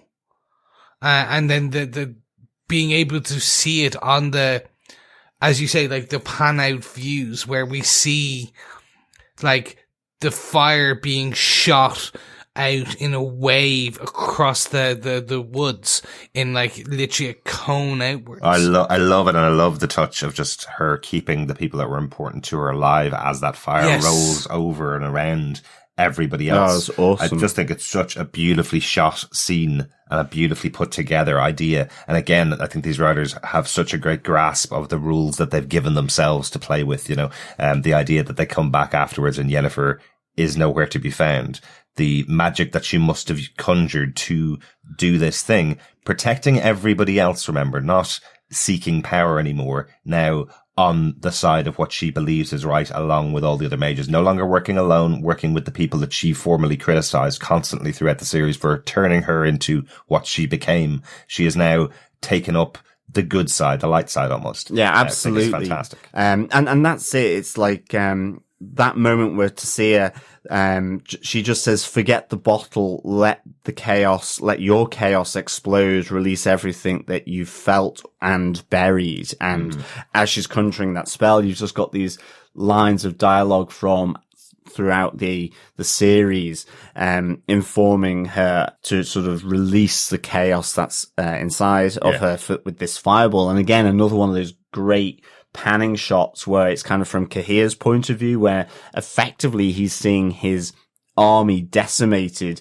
just as, is it King Falstaff from episode 3 or 4, where he comes over the ridge, very Lord of the Rings, with the Rohirrim coming, in the Return of the King, just in time as such. So it'd be interesting to see. They could have probably used them about an hour beforehand. Well, they could have, absolutely. But I just thought it was really, really good. Really epic, definitely. Is Vilgefortz now evil? So that's very quickly what I wanted to kind of discuss, which is that we get this introduction of these evil worms, earworms, that take over and make you battle for essentially the Nilfgaardian forces. I actually have it written in my notes that this is a worse earworm than toss a coin. Well done. I'm gonna give you that one. I don't like it, but I'm gonna give you that one. It's so interesting to see this, because this could explain why Fringilla is the way she is. So these magical earworms that we are literally introduced to in the beginning of in mid this episode, there's no other explanation other than you do what they tell you. Yeah. So potentially this could be this is a bit of a gopher for season 2. Do you think so? 'Cause I don't know. Let's talk this bit out as we go. So the earworms that we're talking about, the little black worms that are sent into the castle of Sodden Hill, they take over 3 people. They take over Sabrina, who we saw from episode 1 was another mage working with Yennefer. She walks up and tries to kill Yennefer, but then falls off the side of the building with Yennefer, and the worm falls out of her ear, and she apologizes effectively. The 2 kids then drop bombs, and they effectively are turned into suicide bombers, but they're very blank the whole time. They have no expression on their face the whole time. They just carry out the mission. I would be surprised if they said the earworms were what were controlling Fringilla and what's controlling Vilgeforce as well. I feel like there's been a bigger change here. I think Fringilla has gone to their side because they allow her to do what she wants to, and she is now ultimately very powerful, something that Yennefer was craving her this entire season. And I think what may have happened to Vilgeforce, I don't know at all because we don't get much on screen. What may have happened is he has the ability to regenerate. So I think he may have regenerated bad, effectively. He constantly regenerates those swords over and over again. We think he's dead. And then we see him at the end of the episode staring effectively off into camera, looking quite evil after killing one of the members of the army who asked to be saved. So, or was that how he saved them, putting, maybe putting him out of his misery? Yeah, exactly. Maybe. Too far gone. Yeah. I loved Vilgeforce's perpetual sword. Awesome. Although I presume again it was just the cost of that magic of regenerating the sword. Well, in a video game when you've got 8 attempts. Well, that's true. And it goes down to 7 and 6. It's like, damn it! I've used all 8 attempts. Like, there's no longer a sword. Absolutely, you've got to go and find more. Oh no. Exactly. So maybe Vilgeforce will just walk those forests trying to find new materials so he can craft a new sword, and that will be his story in season 2. Exactly. But gentlemen, that does bring us to the end of season 1 of The Witcher. Absolutely. Can I just also say one last thing? Or ask the question actually. What was your favourite magic attack from the mages? I loved the one from Triss, who put her hands on the ground and you have these mushrooms. It actually reminded me a bit of Prometheus, Alien Prometheus, where they step on them just doing the puff of clouds. And I was like, you should have just put mushrooms all the way through this forest. What are you doing? I thought that was really nice. So she can only put the mushrooms out far at a certain Well, that's true. I know that. There's definitely some really, really good ones. Chris, what's one that stood out to you in the episode? The homing arrows. Sorry, the arrows.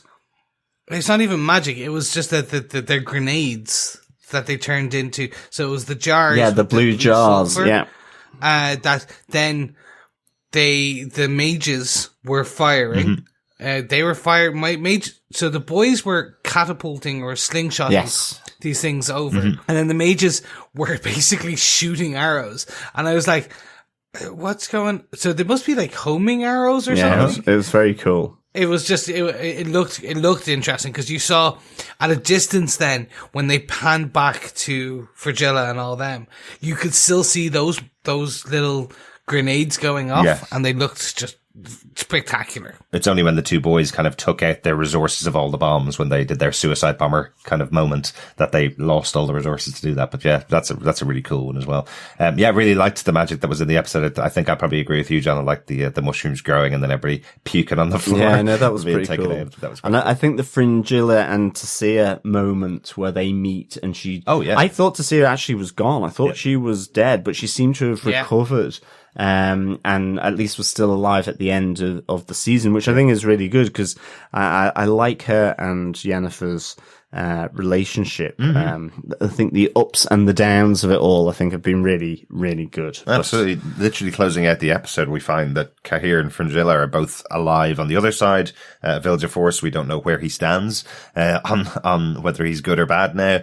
And we have Tissaia still alive. Triss still alive? I think she got stabbed at the gate with a stick that was on fire, and she was holding that injury at the end of the episode. Triss, I believe, is quite a big character in the books and maybe even the games as well. But in this season, the only time we've really seen her was she's the mage that worked with Geralt, trying to serve King Foltest, who had the daughter who was the Stria. Yes, there we go. I got that out.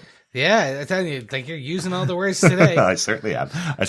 But she's still alive. So there are some members of that 22 mages that are still alive at the end of this fight. So Yennefer did save a few people, at least. Unfortunately, some of the other mages get some really bad, terrible things happening to them.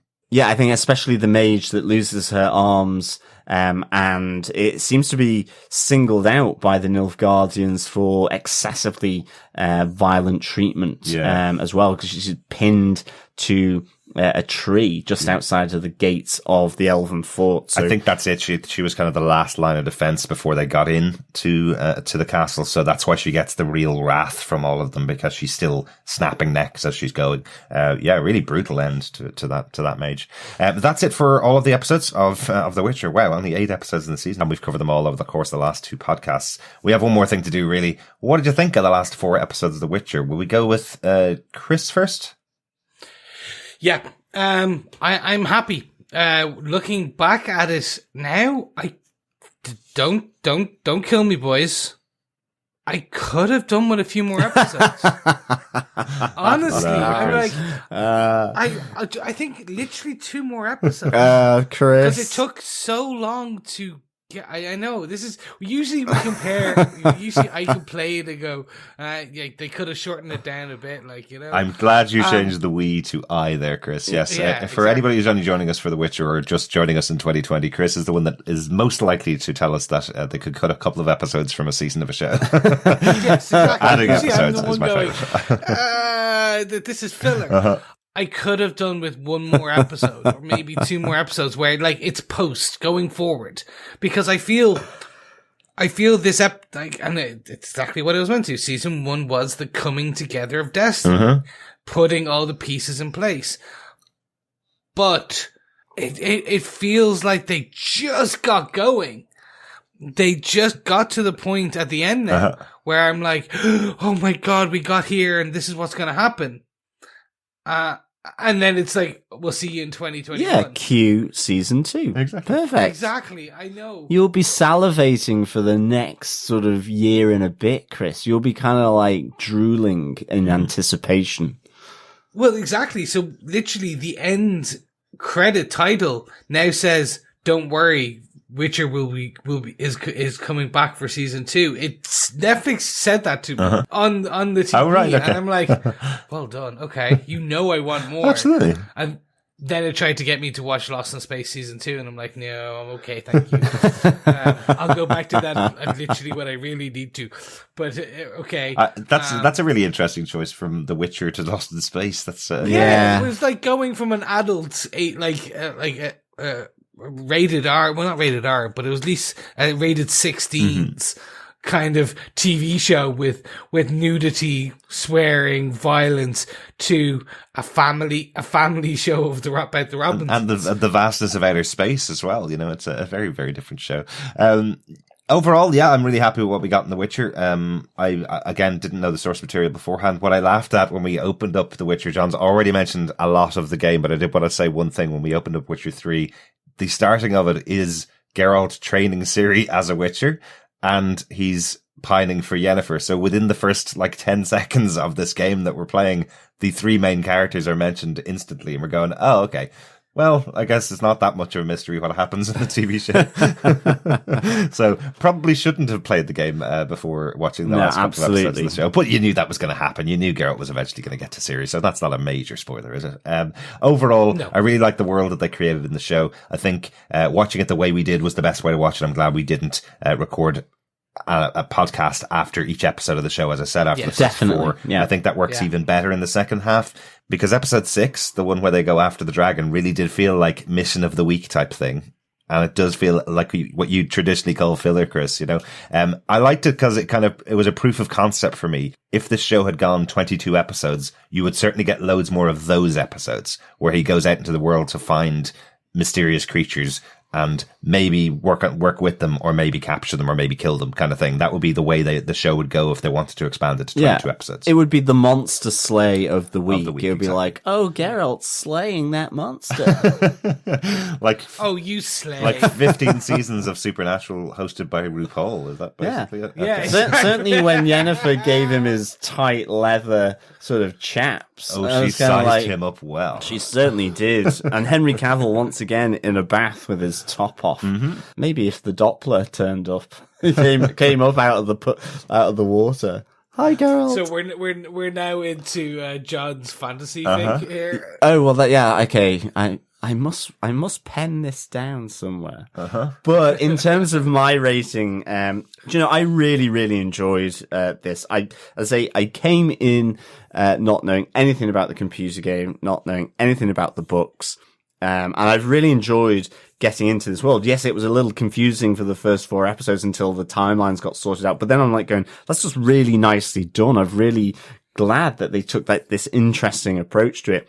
I think Henry Cavill has been great with as Geralt of Rivia, and Yennefer, a fascinating character, and sort of the trappings or the pursuit of power.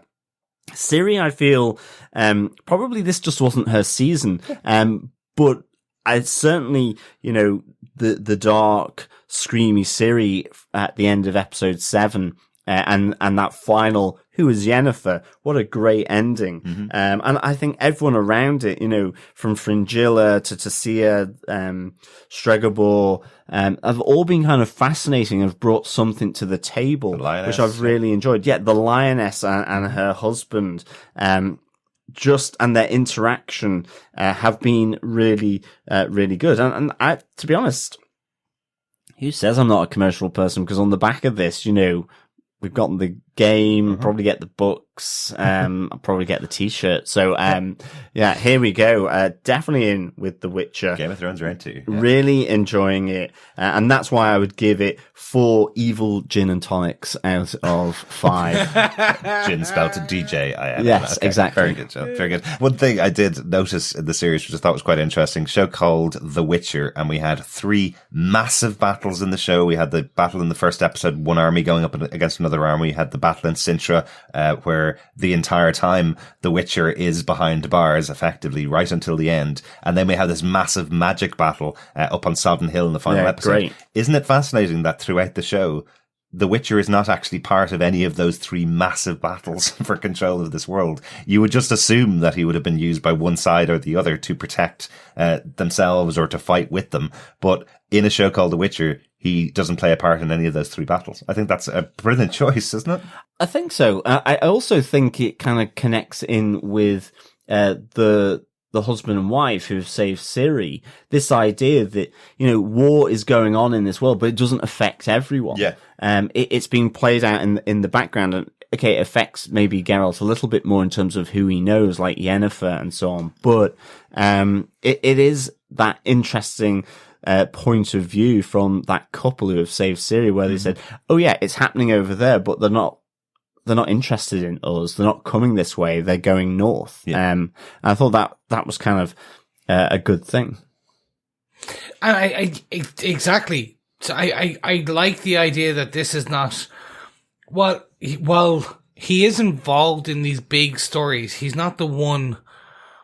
It's not like Geralt versus the Nilfgaardian army. Exactly. And I because you could easily do that. They could have made him literally he was the savior of Sintra, because he took down because no, he's still a man. He's just a really swole, mutated man. He can take on ghouls. He can take on griffins and things like that. Mm-hmm. But he needs to be powered up. But it's still gonna take him down because he killed however many ghouls and neckers, or ghouls in this case, but they still bit him. So yeah, exactly. So, but I just kind of like that perspective, and I love, you know, the characters that are in this show and the perspective they're taking on the normal fantasy genre. I think has been a really refreshing take on it.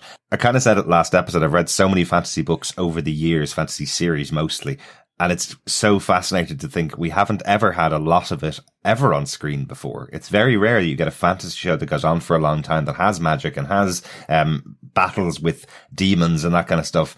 It's usually only in games and books that they work. They generally don't work on TV and movies. Game of Thrones was very much an exception to that rule, and mostly because it focused on the battle between people for the Iron Throne as opposed to the magic and as opposed to the other stuff that was going on within that time. So finally seeing something like this brought to life on screen, I think it's really cool. Regardless of whether you've read these particular books or not, it does have a really good element of fantasy with it that brought to life on the show. Really enjoyed it. Yeah, good stuff. Let's, with that, get on to our feedback that we've received from Bob Phillips for the remaining 4 episodes. Absolutely. For episode 5, he does announce that this has been watched with a much less grumpy eye, with a view to Yennefer as bored, pointless, powerful, but neutered by her rejection of the politics of her world. I loved the development of her village as a massive sex party. Yes, the orgy of episode 5. The violent governor as a sub with a tasteful plate of apples was a delight, says Bob. The rejection of witches offered to save her, and anger that he did so anyway. I think this will be important later in the episodes, plus more bathing and frolicking. The doppelganger, Bob continues, using we was also delicious. This taking the fluid trope and allowing to develop with a more modern understanding of language is great. Still not convinced the Ciri story at the Elven Forest is going anywhere, but at least they are trying to make it a little more interesting with some spots of peril and the choices that need to be made. Mm-hmm. Yeah, absolutely. I think the doppelganger's we was a nice little touch there. This idea that he is somehow a collective in himself, with all this absorbing of good looks, chiseled buttocks, and of course all the information of Mousesack. But I like even the concept that everybody that he's absorbed in the past, he's got all of their memories and all of their consciousness and all together. So he calls himself we. I love that idea that we are not just one, we are many, kind of thing. A really cool idea. Makes it even scarier. Yes. Bob went on for his feedback on episode 6 to say, Dragon Quest! This episode feels almost completely unrelated to whatever the main theme of the series is, but absolutely watchable and full of all the elements we've enjoyed. The monster killer who saves dragons and feeds angry panther head bipeds. The shockingly beautiful sorceress who uses all of her strength and works with and against the expectations of the world. The dwarves being successful by sharing knowledge unique to their differences, and the bard again being sidelined and useless. Where the story did advance, I felt like it was teasing again the ideas of predestination and destiny. I like that we are seeing more of the winged helmet baddie and still don't understand the importance of Ciri. Yeah, I think we literally just talked about it, that this could have been a monster of the week bit, but it actually just did enough to move the story slightly enough ahead. But it was used to deepen the Geralt and Yennefer story. Yeah. Absolutely. And changed, I suppose, the perspective of Yennefer as being someone that will do absolutely anything to have a child, regardless of the consequences to anybody else. We finally see a moment of her realizing, actually, maybe we can't say regardless of everybody else. Maybe there are some people that I need to put above myself. And that's the revelation we get at the end, is that she has now turned back into someone that will put others above herself, that she's not the only thing that matters in the world, I suppose. On to episode 7, Dr. Bob says, well, this was heavy on politics, wasn't it? Making it abundantly clear to us that the invading armies see themselves as in the right, but with their own version of what is acceptable, and the use of slavery and slaughter to enforce it. Good to see archaeologists being highlighted as amoral opportunists who are more than willing to use indentured labour and disregard for the country's own treasures as long as it produces results. What is Ciri, though? Is she a goddess, an elven mage, a devil, or incarnation of chaos, or just a slightly annoying princess? All of the above. There you go. I love the archaeologist reference. Yes. Istrid being, yes, a little dubious here. The one thing I loved about that whole sort of archaeological site was when you look at the extras on it, and it's like they're just kind of tapping the earth and doing random stuff. It's like, is there any meaningful mining or archaeology going on here? It's just like some guy sort of shoveling the side of a slope for absolutely no reason. You get this brush and rub away the dust up there for half an hour. It's really funny. I just thought that was really funny. Absolutely. Thanks, Bob. And Bob on episode 8 goes, so what's going to happen next? I think, saw the near total destruction of all the mages and the unleashing of a firestorm to rival a flock of dragons. The resurrection of Rectorus. I was pretty certain she had been asphyxiated. Yes. And a mystical white flame that I still don't understand. Me neither, Bob. Me neither. I'm still wondering what this white flame refers to. But drawing together the forces of the exceptionally white empire, the battered magicians, and an errant father figure and his previously rejected gift daughter finally meeting in the woods, and I still don't get what Ciri is. Very glad to have announced season 2, as this felt like the first half of something with a lot of story still to go. My other question, which I think I should be able to work out but can't, is why Magical Sword Boy seems to have turned into evil Mr. Mace. It's because he used the mace to crush the guy's head. Very good, Bob. Yes, we don't know whether he's evil or whether he's just putting that kid out of his misery. But yeah, I like your description of Vilgeforce as Magic Sword Boy. I will jump in very quickly. The white flame refers to, sorry, I should have said this earlier, and this is me with knowledge. The white flame refers to Emperor Emfir, who is the Emperor of Nilfgaard. Right. This is the rightful heir of Nilfgaard that's taken his throne? Yes. He is the king, the emperor, but Nilfgaardians, it's almost like a cult. So they see him as the one true heir. He is the white flame. He is it's cult like they'll kill themselves for him. Okay, yeah. Well, that makes sense for sure. I thought it was to do with almost like a deity or some kind of magical reference, rather than... Well, they see him as a deity. Like, okay. It's that cult, yeah. Like, he is the leader of the world. Okay. The rightful heir of the world. Okay, cool. Yeah, because I think, as well, I thought it may have related to something like Ciri, a bit like what Bob's saying, that, what is Ciri?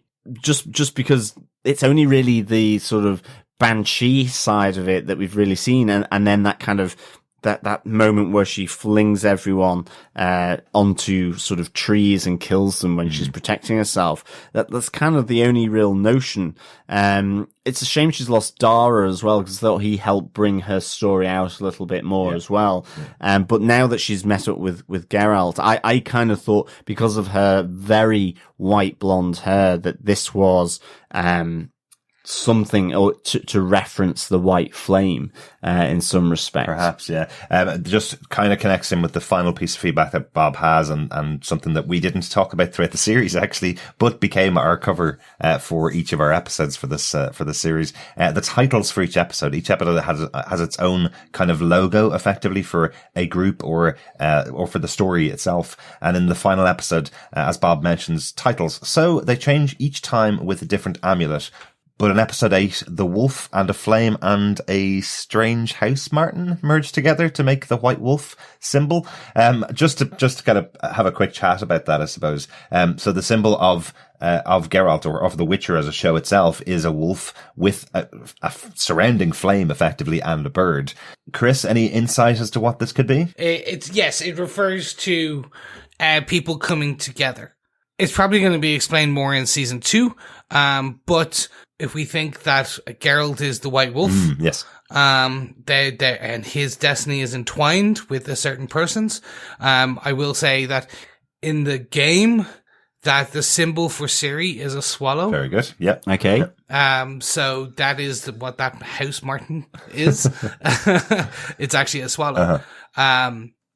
So it's that this is that coming together of these two, the wolf and the swallow. Interesting. And there's a third symbol in the symbol as well. Looks like a sun, or looks like the white flame, maybe. So yeah. And that's Yennefer. That would be what I think. Yes. Is that the fire of Yennefer? Yes. Or it does look like the Nilfgaardian symbol, weirdly, on an angle when you look at it. The cross with then the other diagonal points as well. Interesting. But it also looks like it could be a burst of flame, absolutely. Yeah. So, yeah. Okay. Interesting. Excellent. And as always, thanks so much, Bob, for your feedback for the episode. Absolutely. Thank you. And thanks so much to all of our fellow Witchers who've been watching the episodes through the last week, really, for 8 episodes. Not everybody was able to catch up in this short period of time. We gave everybody to catch up with the episodes. But thanks so much for listening along with us. As we've mentioned before, we're going to be coming back with Star Trek Picard beginning next week, the 23rd of January in the US, 24th of January in the UK and around the world on Amazon Prime. Check it out. Send us your feedback and send us your thoughts about those episodes. You can email us to feedback@tvpodcastindustries.com or join us on our Facebook group at facebook.com/groups/tvpodcastindustries if you want to share any of your thoughts. You can also pop over to our website at tvpodcastindustries.com. Leave any of your thoughts there, up to 90 seconds of your thoughts, record them there, send them on to us, or if you want to record it on any voice recorder and email us at the email address. We'd love to hear from everyone about Star Trek Picard, as we'll be covering every episode of that show each week from now on. I think our feedback section for Star Trek Picard should be called Engage. Maybe. I was just going to rely on the old traditional communicating section. Yeah, maybe. As our producer, you have to get the cheesy sounds from the original, the 60s one, not even Next Generation, just the one where he like opens up the communicator. I know you haven't actually listened to our latest podcast, Chris, but if you listen to the opening second of it, you may be quite surprised and quite happy with what I've done. It's almost like we have the same brain. Almost, yes. Almost. Thanks so much for joining us once again, fellow Witchers and my fellow podcasters. Really good to have a chat about 8 episodes of this show. I was going in completely not expecting to enjoy it as much as I have. It's been great fun. I'm really looking forward to season 2 as well. Yeah, me too. Excellent. I'm always happy when my machinations and my ideas come well together. We might let you choose something else in the future, Chris. Maybe. Thank you so much, fellow podcasters, fellow listeners, and we'll be back later this week with Picard. It's going to be good. Yes, absolutely. Thank you so much, fellow Witchers, for joining us. It's a pleasure, as always. And remember, keep watching, keep listening, and engage. Keep witching. I like it. Indeed. Bye. Bye. Bye.